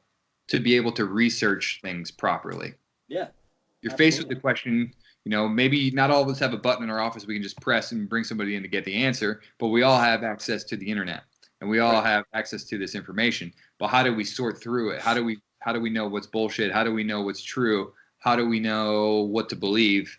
And training people on that process, like I didn't even really learn how to do that almost until graduate school, of like making sure that everything that you cite in your paper is cited to a credible source. If it's not, you didn't write a good paper. You wrote an opinion piece, which we're not interested in that. If you want opinion pieces, go to the newspaper or whatever, you know? Yeah, I think that's a disconnect too, because, you know, the journalists used to only write the facts. Right. Some still do, but now it's like there are opinion pieces. So it's like, okay, well, this is put out through like a legitimate company, through a legitimate magazine, but it's someone's opinion, and it's like you need to sort through that too. Right. So yeah, there's a lot of information coming at us. I had that specific issue with someone online the other day. They posted something that said like the top 1% pay 90% of all federal income tax. Like I think the 1% is paying their fair share. So you got to break that down. The opinion there is I think the 1% is paying their fair share. I don't have any problem with that. That's your opinion. That's your opinion. But the fact presented as the 1% are paying 90% of all federal income tax is not a fact. It's not true. It's like it's closer to less than 40%, maybe 25 to 40%, depending on the year and the tax structure and everything, you know? Yeah. So like I called them out for presenting false information, and then they're like, well, this is just my opinion. It's like, no, it's not your opinion. It's a fact. It's a fact that you're misstating, you know? Right. Or it's a lie, essentially, you know? So it's like people need to understand the distinction between those two things, you know? And especially when they make a post, like, is your post a statement of fact, or is your post, not you in particular, but like whenever anybody makes a post, is it a statement of fact? Is it a declarative, this is factual, or is it your opinion? Right. And like distinguishing between the two, you know, is that we all as a species need to get better at, especially if we're going to continue in this online form of communication. Yeah, and even still, like maybe whoever that was, maybe they were watching an interview from someone, because anyone can post anything, and maybe they respected whoever that was, and so they took whatever they said as fact. So to them, they're like, "Oh, I'm just speaking a fact," you know. So to them, it comes back to the mind that they maybe thought that was a fact when it really truly wasn't. Right. So yeah, I mean, to your point, yeah, let's like we do. I mean, where, you know, some people can say like, you know, other countries are smarter than us. Like I know like China with their math skills are like, it's always been said like they are like light years ahead of us. But when that comes down to it, like we get taught a lot more critical thinking skills. Whereas like I met a teacher that was teaching over in China. He lived in Lancaster, but he would travel over there for like 2 years and train, like teach, and then come back. And he said that like if you try to get them to write anything critically, they don't have the ability to do it. They can't think critically. They just think, okay, 2 + 2 is 4, and that is it. And that's, you know, so he was also saying that like they go to school around like all year round, and their studying is vigorous. Like it's like 10 to 12 hours a day or something like that. So it's like, so there's pros and cons to both. I think there needs to be balance with everything. You know, there needs to be the critical, and so, yeah. Do I agree that school reform definitely, you know, instead of just studying for a test, you know, study to live life. And my mom was a teacher, and, you know, back in, you know, farming days, if you think back to that, right? Like, so you only went to school. The only people that did go to school were the ones that showed that they wanted to. Right. So my mom retired now. I think it's like somewhere in between now and 5 years ago. It was like, I think it might have been close to 5 years now that she's been retired, but she's taught at a vocational school. So she taught art. And so she did get some of the kids that like the main schools didn't want, right? There were some kids that came in that wanted to learn art, but she saw this where like, from her perspective, she's like, a lot of kids don't want to sit here and learn. By no, you know, fault of their own, whatever. But like, it used to be like, if you weren't intelligent enough to keep learning through school, you went out and got a job. Right. So like, who knows if we'll see that come back again, where it's like, man, if you make it a choice that you don't have to go to school, then go out and get a job. But like, that's a whole nother realm. It was like, okay, you should get paid how much you're adding value, you know? And so you know, like, who's to the say? world has changed so much from then too. Like we don't have a lot of jobs that are like something like a 12-year-old could or we feel comfortable putting a 12-year-old in like that position, you know what I mean? Or even like a 14-year-old or a 16-year-old, you know, it's like, it's different times, you know? I mean, you can always find someone that can, I swept floors at the age of 12. I worked for a small business that the one summer I painted their walls. You know what I mean? I was 12 years old doing that, and I think I was 12 or 13. So my parents had to sign off on things like that. But Sure. yeah, yeah, that's another topic that I can dive into. I want to wrap up one thing with Venezuela, because I had a note here on that I wanted to touch on before we forgot. It was actually something that Chris Wilbur said, a former teacher of. I never actually had him, Mr. Wilbur. I don't know if you had him, but he commented on that post too, and he said, among other things, he said a dictatorship is a dictatorship, and like when you look at some of the things that they did there with suppression of free speech, manipulation of their democracy, arresting government critics, like those are the things that we have to look out for, I think, in the U.S. and be really careful when things like that happen, and like really actively fight against those things, because I think those things, more than distributing some of the oil resources to the people, caused their corruption and their collapse, you know? Yeah. Because what he said, I think, is true. A dictatorship is a dictatorship, whether they label it the People's Republic of China or the Republic of Venezuela or whatever, you know, or the United States of America. If it's corrupted and it's being run dictatorially or authoritarian, in an authoritarian manner, you're going to run into issues, you know? Which actually connects me then with talking a little bit about the virus situation, even though we did good at not talking about it solely. I think it's interesting to the nations that are doing a good job at curtailing the spread are also like more collectivist nations, like China, like Japan, like South Korea, like those like Asian collective values aren't the same values of like individualism, American values, you know? And it's like someone I had on the podcast, I think it was episode 12, Tom Ritter, he said something about true freedom. Like, I believe in true freedom, you know? And I think that's what we're dealing with now here with like people, the government asking people to stay home. And it's like, well, I have true freedom. I can do whatever I want. And so it's like, yeah, you can, but like, if your individual action like harms the collective through like furthering the spread of this, then that's not good, you know? So how is it impacting you? Are you having any, not like, I don't think your health is impacted right now, but like, is it impacting your business? Is it impacting like your family operations? Like, how is that all working out for you right now? Yeah. So I'll just start by saying, I have a cousin that's in her 70s, and her and her husband went to Ireland right before this kind of got epic in the States. And on their way home, everyone was coughing, and she does have a history of things in cancer, and she's been in the hospital since last Monday.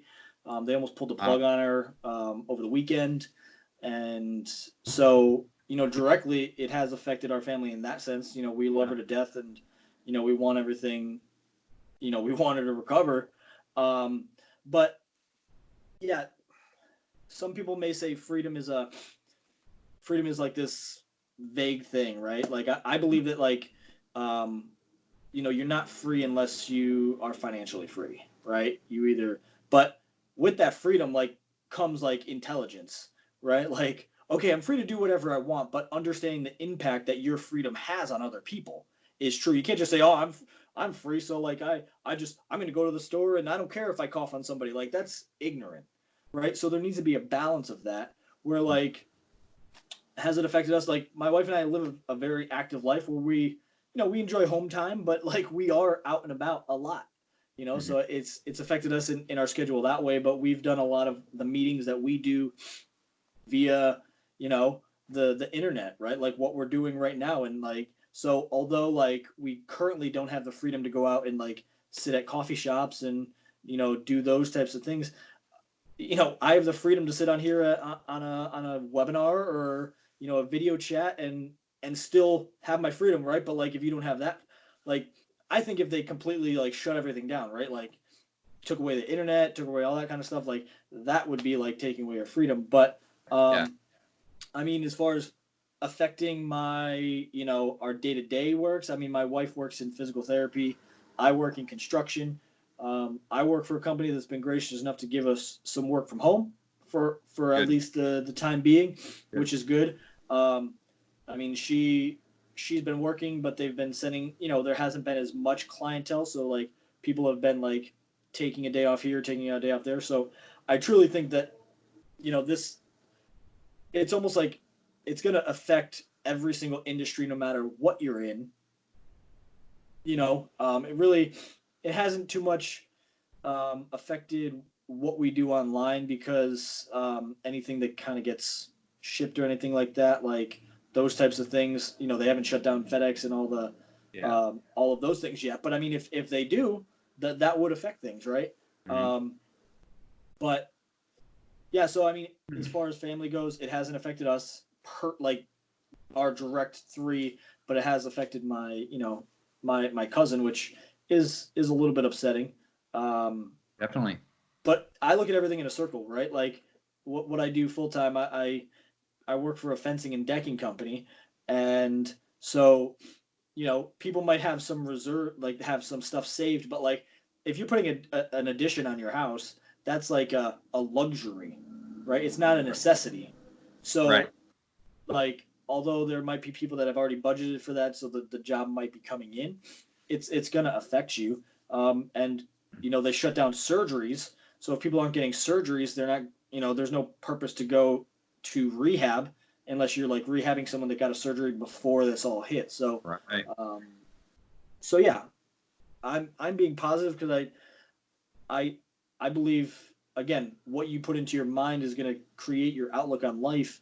Mm-hmm. And not to downplay the severity of what has been happening, but if we need to, if you believe that it's a real thing or not, why not just pretend like it is, even if someone doesn't? Just stay home, right? Like, and let everything pass. Yeah. And I mean, what about yourself? Has it affected you guys? Well, we were in Europe. We were supposed to be in Europe for an extra 2 months, and we had to basically abandon ship. We like made a first adjustment when it hit Italy because we had plans to be in Italy, and we're like, oh, they're shutting Italy down, so we obviously can't go to Italy. And then we had to make a second adjustment because we were planning to be in Europe for another week, and they were like, Trump decided he was going to, shut down travel from Europe, and like even though we were exempt as citizens, our flight still got canceled, so we still had to like reschedule our flight, and like the museums and stuff were closing. So like, what is even the point of like going to these cities if you can't go explore them, Right. So yeah, it impacted us, and like we were in spots where we could have been contaminated. So we've been basically treating it like a self-quarantine to protect other people just in case we were contaminated, And so we've been basically hunkered down here and trying to stay busy. Yeah. Have you been able to work from home?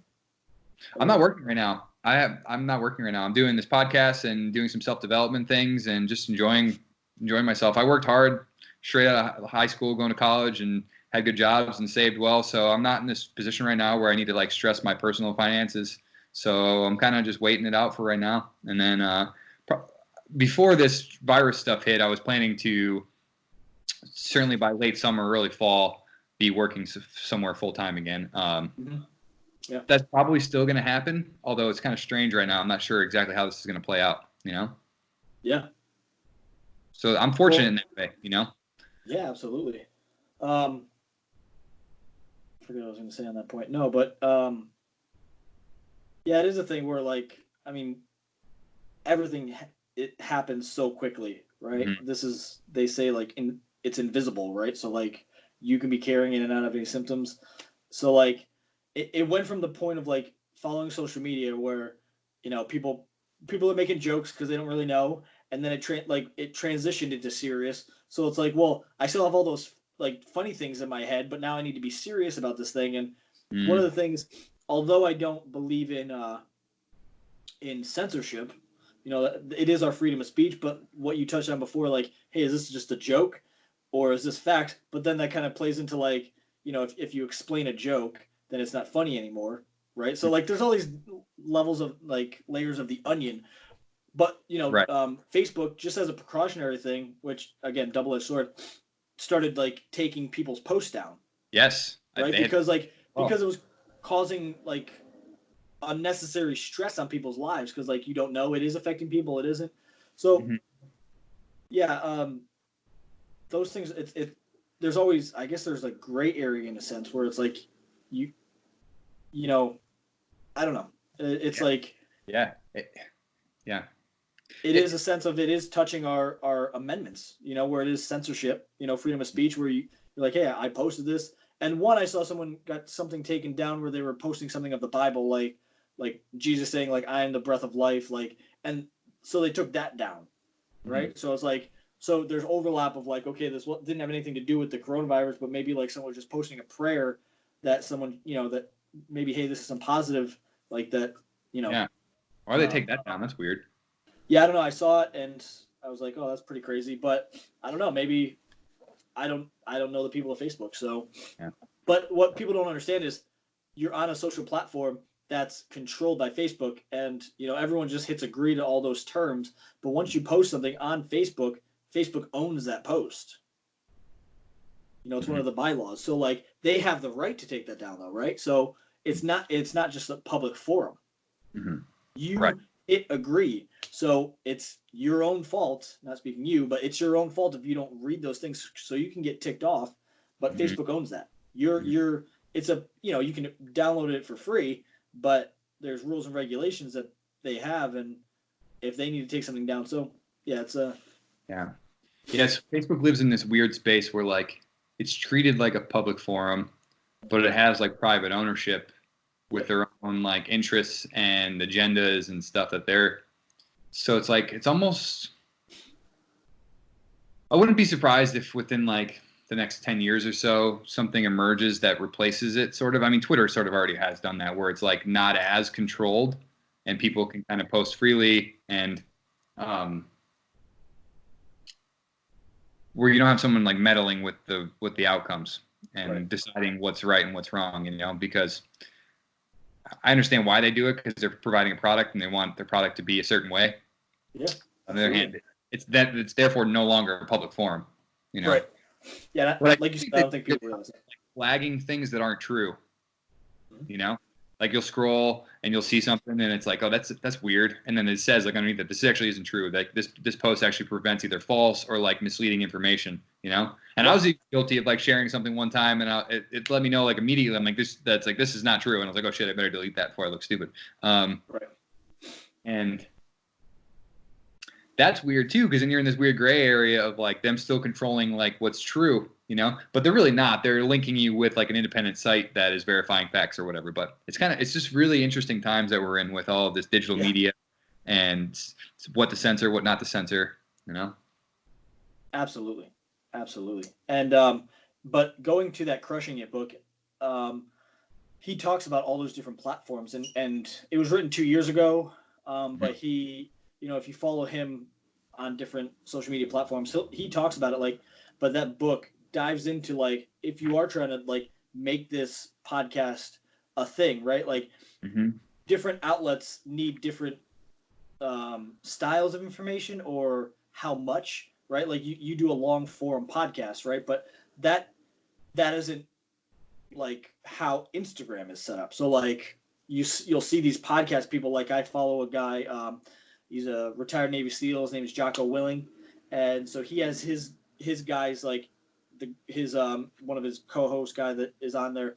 They post different types of information to like Facebook and stuff, like little snippets, so that you reach people in all these different platforms how they want the information, right? Because if you go to Snapchat or if you go to Instagram or Twitter, whatever platform you're on, or YouTube, you're getting ready for a certain type of length, right? Because he does his podcast, and I think they're like 3 hours long. Not everybody wants to listen to that. That's on the podcast, but when you go onto his Instagram, he's maybe got like a little 2-3 minute motivation, right? So that book, Crushing It, he really dives into like maximizing it if you want to like make something of what you're doing, which I think is great, because you obviously talk about multiple different topics in each of these that you've been doing, right? So like you can take snippets of each and maybe make even more information on these different platforms, that people that are going to like maybe just want to know a little bit about socialism or know a little bit about reading, so yeah, I think it's awesome. I think it's awesome what you're doing. Yeah. speaking of what I'm doing, do you have any questions or comments on kind of the theme of the Declaration of Interdependence, like support, criticism, like what do you think about it all? I mean, any like questions or thoughts? So did you study our declaration to kind of figure out different ways? Like, where did that all come about? I was kind of just inspired, I kind of was reflecting on our current state of things and like realizing the necessity for balance, like similarly what we talked about before about this like Star of David thing and like the need for balance and the need for like recognizing that like, hey, we're in a really good spot, but we could be in a better spot, but we got to keep working. We got to keep like this process of self-criticism and improvement and kind of trying to figure out when we need more of this and when we need more of this and like bringing that all together, and I also was like really inspired to challenge people's imaginations because the structure is so like rigid right now. Like when I even for example when I said to you like the main theme of this is like bringing democracy up to speed with technology, like giving democracy like a technological renovation. And you kind of pointed out to me, it's like, well, we don't even really technically have a democracy. We have a republic, which is true. I see, I know that, and there are things that are democratic about our process still, obviously. But like, what if it was more of a democracy? What if we had creative control over how things could be structured, because like when they did write the Declaration of Independence and they did put the Bill of Rights together and the Constitution, like they weren't exactly starting from scratch, but they had a lot of freedom to work to structure it how they saw fit, and they ended up with a lot of different compromises to make it work. And like we can do that again. We can like challenge the existing system again and like restructure it again as long as we're willing to like be imaginative and like try new things, and understand that just because something is a certain way doesn't mean it has to be that way, So to answer your question, like, yes, I read through like some of those key documents again and definitely drew inspiration from them and extracted like similar themes. But I also want to like overlay it with like the new themes of like technology and like and our connected web that we have through things like the internet, and what we have available to us and like bringing all that together with democracy. Mm. Yeah, I mean, the internet's only been around since what, 94, 99, or open to the public around that time period. So in a sense, like we have so many people that like us, we grew up in the midst of it, right? With like OAL, like, so we were trying to figure things out, but now we have people that like know how to in and out use the internet, but there's so much information out there as is, it's feeding through, and I would say I think it's a great starting point for you to continue to figure out how to do that. But it is like, okay, where does that come into play? Right. Like, can we use the internet to kind of have a more personal relationship maybe with our government, like with that people in the House and the Senate where like they were untouchables, but now we can like video chat with them, right? Like that. Why not make that, obviously with certain like security measures and stuff like that, but and obviously there's a lot more people, normal people, than there are in the House and stuff like that. But yeah, I mean, I think it's going to take you finding maybe the right people to kind of maybe like a mastermind group. Yeah, that's kind of what I want to do too. Ultimately, is put a team together to work on this, and part of the podcast is to just talk about these things, but also hear from people. Like for you right now, I'll just ask you, like, what changes to our system would you like to see? Like, assuming that it wasn't so rigid and that you actually could change things. Like, what would you want to do, even? Yeah, I think the people that have like the life term sentences, whether it's in the House or the Senate or whichever one it is, I think like that those need to be truly voted for by us more often, where they can't just sit in there for like 40, 50 years, because so many of them have created wealth for themselves just sitting, really doing nothing, right? They haven't produced anything. They've just signed off on things and kind of, again, lined their pockets in a way where, when you look back at early times of our country, it was true patriots that did care about us. It wasn't like lawyers and politicians that were just like sitting there, just angry at each other, not coming together, right? Like, so I think that would be a starting point where like making actual terms for these people, like Yeah, length, term like the limits. presidency, right? Term That, limits. Yeah. well, yeah. So I think that would be interesting because, like, I think they said, I think it was like Bill and Hillary Clinton, right? Like, Mhm. I'm sure there's other presidents too, but like they kind of came through and they were poor, and like once he was done being president, they were like multimillionaires. So it's Mhm. like okay, you were president, like who did you sign off on things that like gave you that money, right? Because like Yeah. we all know what a president gets paid a year, Right. or for being president, right? That doesn't create you to be a multimillionaire, but they did. So Yeah. obviously, there's more things, but I would say at the core of it, all those seats having to be like, Mhm. voted upon, not just like, oh, Term yeah, some term limits.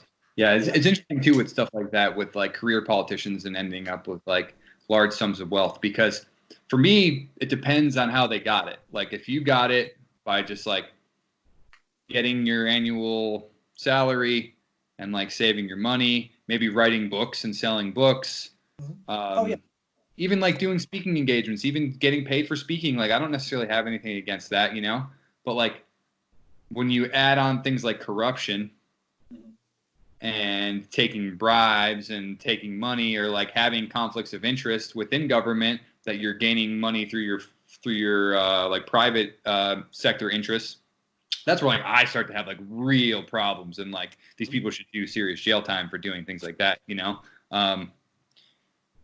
don't know, it's tricky. Like Bernie Sanders gets criticism for that too, like because he has like $2 million or whatever. It's like first of all, $2 million isn't that much money, especially if you're like 70 something and have worked your whole life.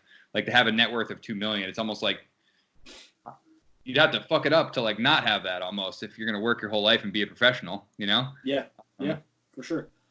um, Compared to like somebody like who's the idiot that was running there for a while? I can't remember his name right now. The rich guy, Bloomberg. Not that he's an idiot, but spending Bernie's net worth in a day on ads, or whatever on some period of time.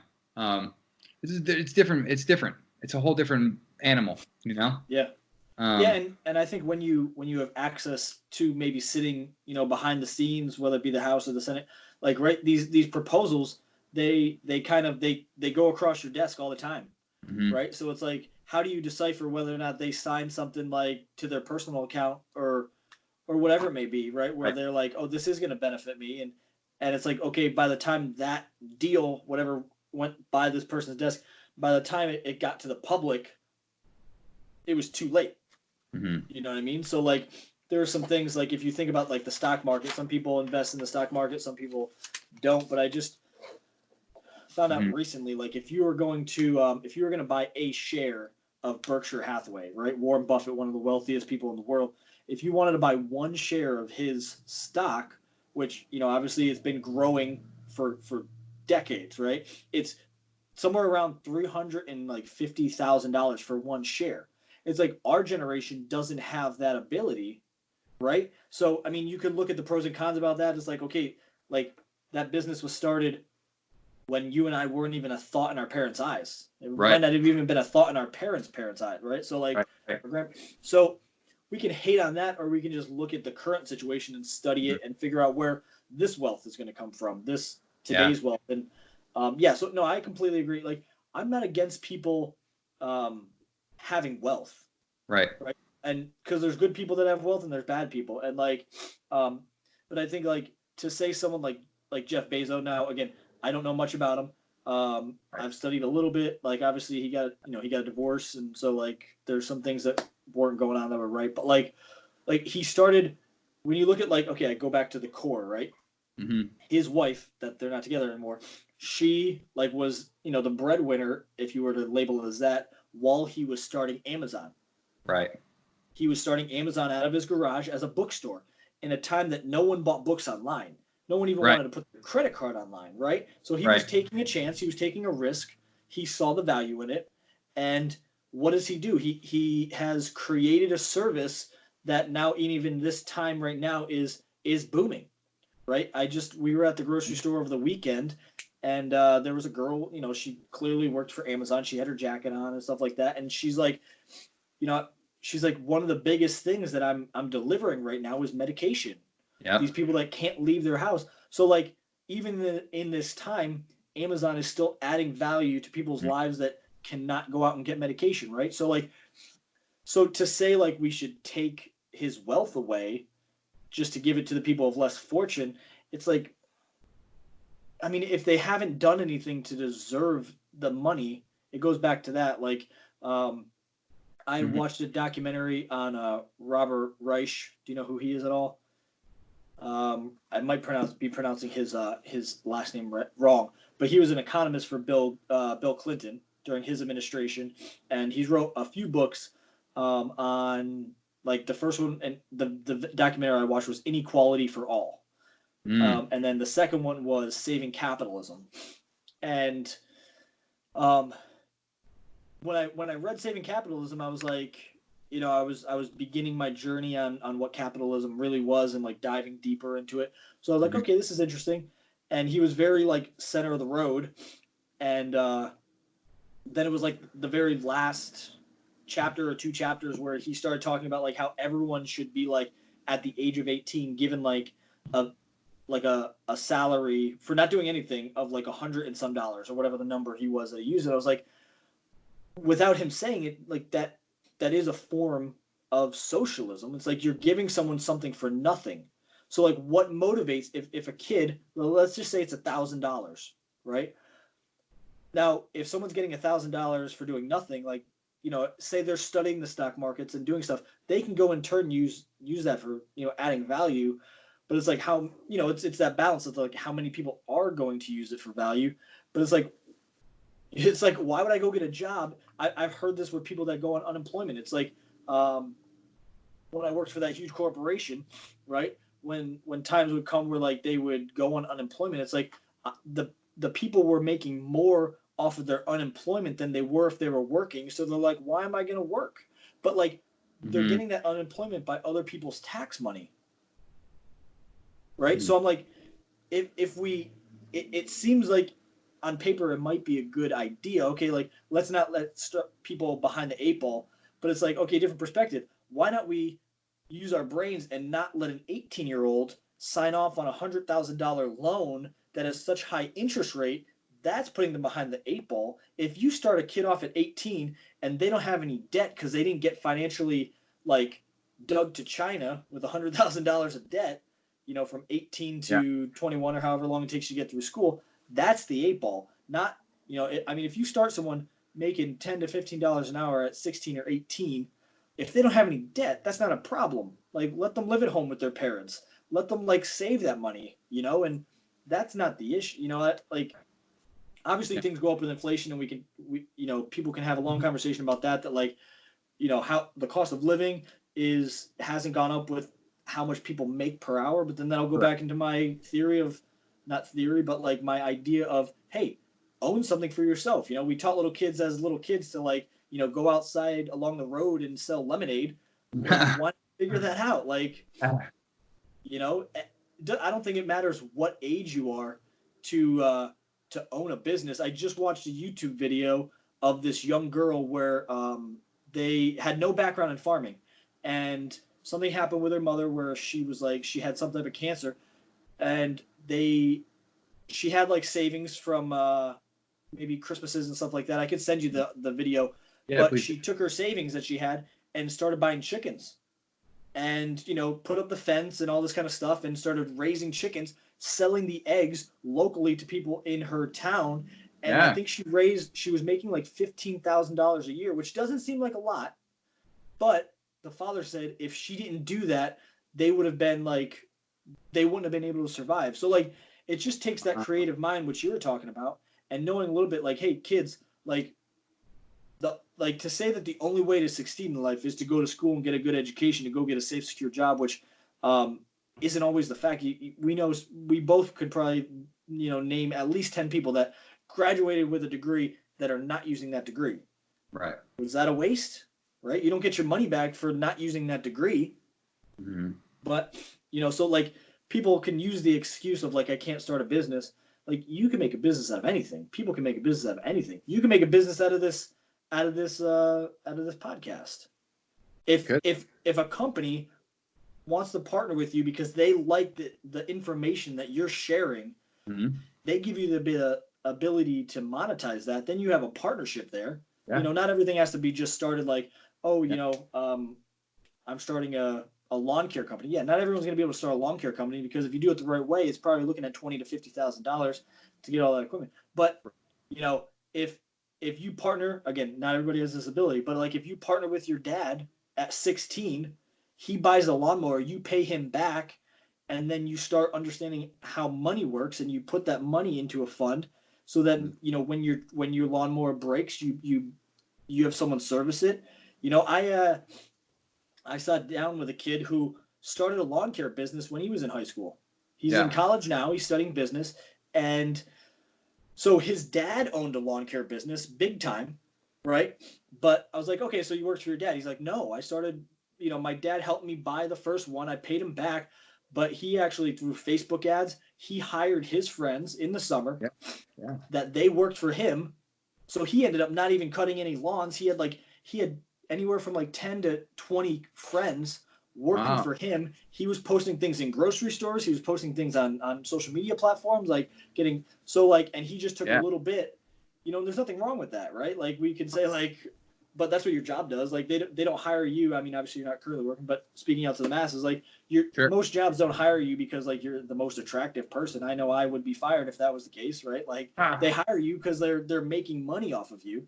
Yeah. And that's how, in my eyes, capitalism works, right? You trade a service for whatever you value, whether it be like in other countries where it's like, you bargain rice for crops or however it may be, but it's like finding that. Mm-hmm. And so many of these countries out there, whether they be third world or not, have that ability, right? Like I've thought for some time, it's like, man, how do these other countries, these third world countries survive, right? Like if they don't have banks and they don't have these things. And there was a documentary, I think it was on Netflix. It was called like $1 a day. And these boys, it was like, have you seen it? No. Okay, so it might still be on there, but I think it was called Living on $1 a Day. So I think it was like 4 or 5 boys, young men that were in college. They, instead of like going partying over their summer semester, they went down to a third world country, and I think it was a span of like 52 days. So they only took each $52, and they rented a hut for however long it was from whoever it was, and they were like 10 miles away from like a village where they can like a market where they can buy stuff. So Yeah. they wanted to see like how these people live, and it was really interesting because so they put all their money together. They all lived in the same little hut, and they only were able to. They said that they were only able to walk to the village one day a week to the market, and so they kind of like rolled the dice in a sense of like they roll the dice and they can either bring $0 or up to $10 or $7 or whatever it was. So they took that chance where they stood by it. They said, if I roll a 0, I don't go to the market and I got to figure out how to get food from that market that day, right? It's the only day of the week that you can go. So it was really interesting. But then even on top of that, when they were interviewing the people in the village, like they almost did this like lottery type of banking system where, they all worked together and they pooled their money together, and like they did it where once a month. Now this is the villagers. I think it was once a month where they pull a lottery and whoever wins gets that money, and they essentially do it so like I think once one person got it, they couldn't win the lottery until everyone did it. So it was kind of interesting because like they used that money to like buy a stove, for their house, and then kind of that. So it was a very interesting system because we as people we find ways to survive. Yes. And that's however you want to believe in God or whatever you want to, like we were built to handle adversity. Yes. Sometimes more adversity comes into us than we think we're capable of. Right. But that's where people come together. But like on a day-to-day basis, a lot of times we're given enough that we can handle. And you look at that third world country, it's like, man, how can they survive? And it's like, oh, well, that's not the stove that I would use, but it's like they're okay with that stove, right? It's a like very old stove, but Yeah. it's like it works for them, right? Mhm. You don't. And I was just reading I was reading in this book, Switch on Your Brain. So she is speaking from statistics, but she talked about how she did a study on learning, right? Yeah. And she went to, I think the woman is from South Africa or a different part of Africa. And she was saying that, I don't want to misquote it, but she was saying that when she would go into, okay, here it is, South Africa, she would go in and teach these children in schools that were, wearing rags and probably very hungry. And, 95% of the Soweto children, she said, loved schoolwork and learning. And she compared that to Harvard, where she said 80%, 4 out of 5 Harvard students suffered from depression so debilitating that they could not function. So you literally take like a village that kids are hungry, and you would think like, why would they want to learn, but like enjoyed the process of learning, to Yeah. like the pinnacle of like the top echelon of studying, and those kids are so depressed that they can't even function. And it's Yeah. like there's a balance of like, when you have everything, is it worth it? Or when you have nothing, does that just mean you're depressed? And sometimes you see these third world countries where these kids, like, they don't know any better and they're just happy, right? But like when you have like, when you're competing at that highest level, and I don't mean to downplay like that we shouldn't compete. I think that's great, but like too often I think we compare our worst. I'll compare my worst to your best and be like, man, I'm never gonna be like Jordan because look what he's doing with this podcast. And like my podcast got like 2 views and your podcast has millions of views. And like, what am I doing wrong? And it's just maybe I haven't reached my this is another thing that Gary Vee talks about, where he's like, you need to put stuff out there to see the positive and negative so you can improve. But if you're Right. too afraid to put out that information, and obviously there's like this like pressure, I guess maybe when you go to Harvard, I don't know, I haven't been to Harvard, but like that they are competing with all these different things where like, oh man, I need to go work for this highest company, and if I don't, then I'm like lacking success. And like, I don't know, I think we need to redefine what success means for us. Right. Right? Like what wealth means for an individual is like the idea of wealth versus like being rich. Like wealth is like, at least in my opinion, how many weeks, months, and years you can survive without having to work.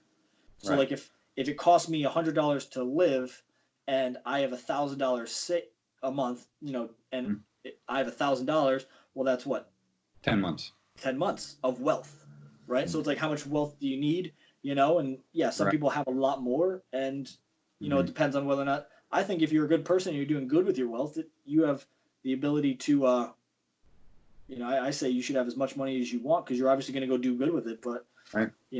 if you, I don't know, people make money illegitimately and still have a lot of wealth, and they have a way of hiding it, and so there's a big conversation with that. But yeah, I just found that statistic very interesting, because it stemmed so many things in my mind, and I'll let Yeah. you touch in on that. Like, It's almost unbelievable that it's that many, 80% or whatever, but that's what it is. It's what it is. It's crazy. It's like less is more sometimes. We get all these choices and all these options, and can go to school for all these different things and all these different jobs, and it's like overwhelming.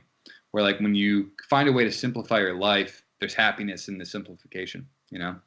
That's definitely true. But we're actually past our 2-hour mark here, my friend. Yeah, it flew. Any last comments or questions for me before we wrap it up here? No, I just I want to appreciate you having me on. It's just My pleasure. It's helped me grow. I know a lot. It seems like a lot of the things we do see eye to eye on, and obviously there's, if we dove into stuff that we disagreed on, I'm sure we'd have, we touched. Yeah. I think we touched more on things that we did agree on that we didn't, but it almost like, I think that's cool the way though, it works. because I think most people agree on things. Most when you get down to the fundamentals, absolutely, and that's the only point that I like to get at with things. I like to break things down to the core. And no, I appreciate you having me on, and that you are spreading this to the world. You know what I mean? Because there are people that look for these types of platforms and learning from other people. And that what you're doing with each one of these, you've covered a lot of different things on each video, and it's like if you could spark something in someone else's brain to then maybe it has nothing to do with the podcast that they want to create, but they're like, wow, if Jordan can do that, I can do that. Right. You know, and Jordan's no better than I am, you know, and then we can get all this new information and give power back to us. Exactly. Right? There is too much power, unwilling power, but like on the news channels, right? And you know, everyone has their preference depending on their political views, but you know, when we can have real conversations, I think that's what brings everybody together. Yep. Not just posting, you know, 100 words, but no, I think what you're doing is awesome, and I think, you know, you should keep it up and thanks, man. Keep moving forward. Yeah, spread the word, man. Tell your friends. Obviously, you're going to share this with whoever, and yeah, we'll keep it rolling, you know? Absolutely. Yeah, and if you ever wanted to dive in deeper on maybe things that we didn't get to chat about, I'd be happy to do that too. And sounds good. You know, keep things going. Okay. Awesome. All right, Chris. Thanks for your time, brother. Take care of yourself. Yes. Take care of the fam, and keep in touch with me. All right. Absolutely. Take care, Jordan. Take care. Bye-bye. Bye.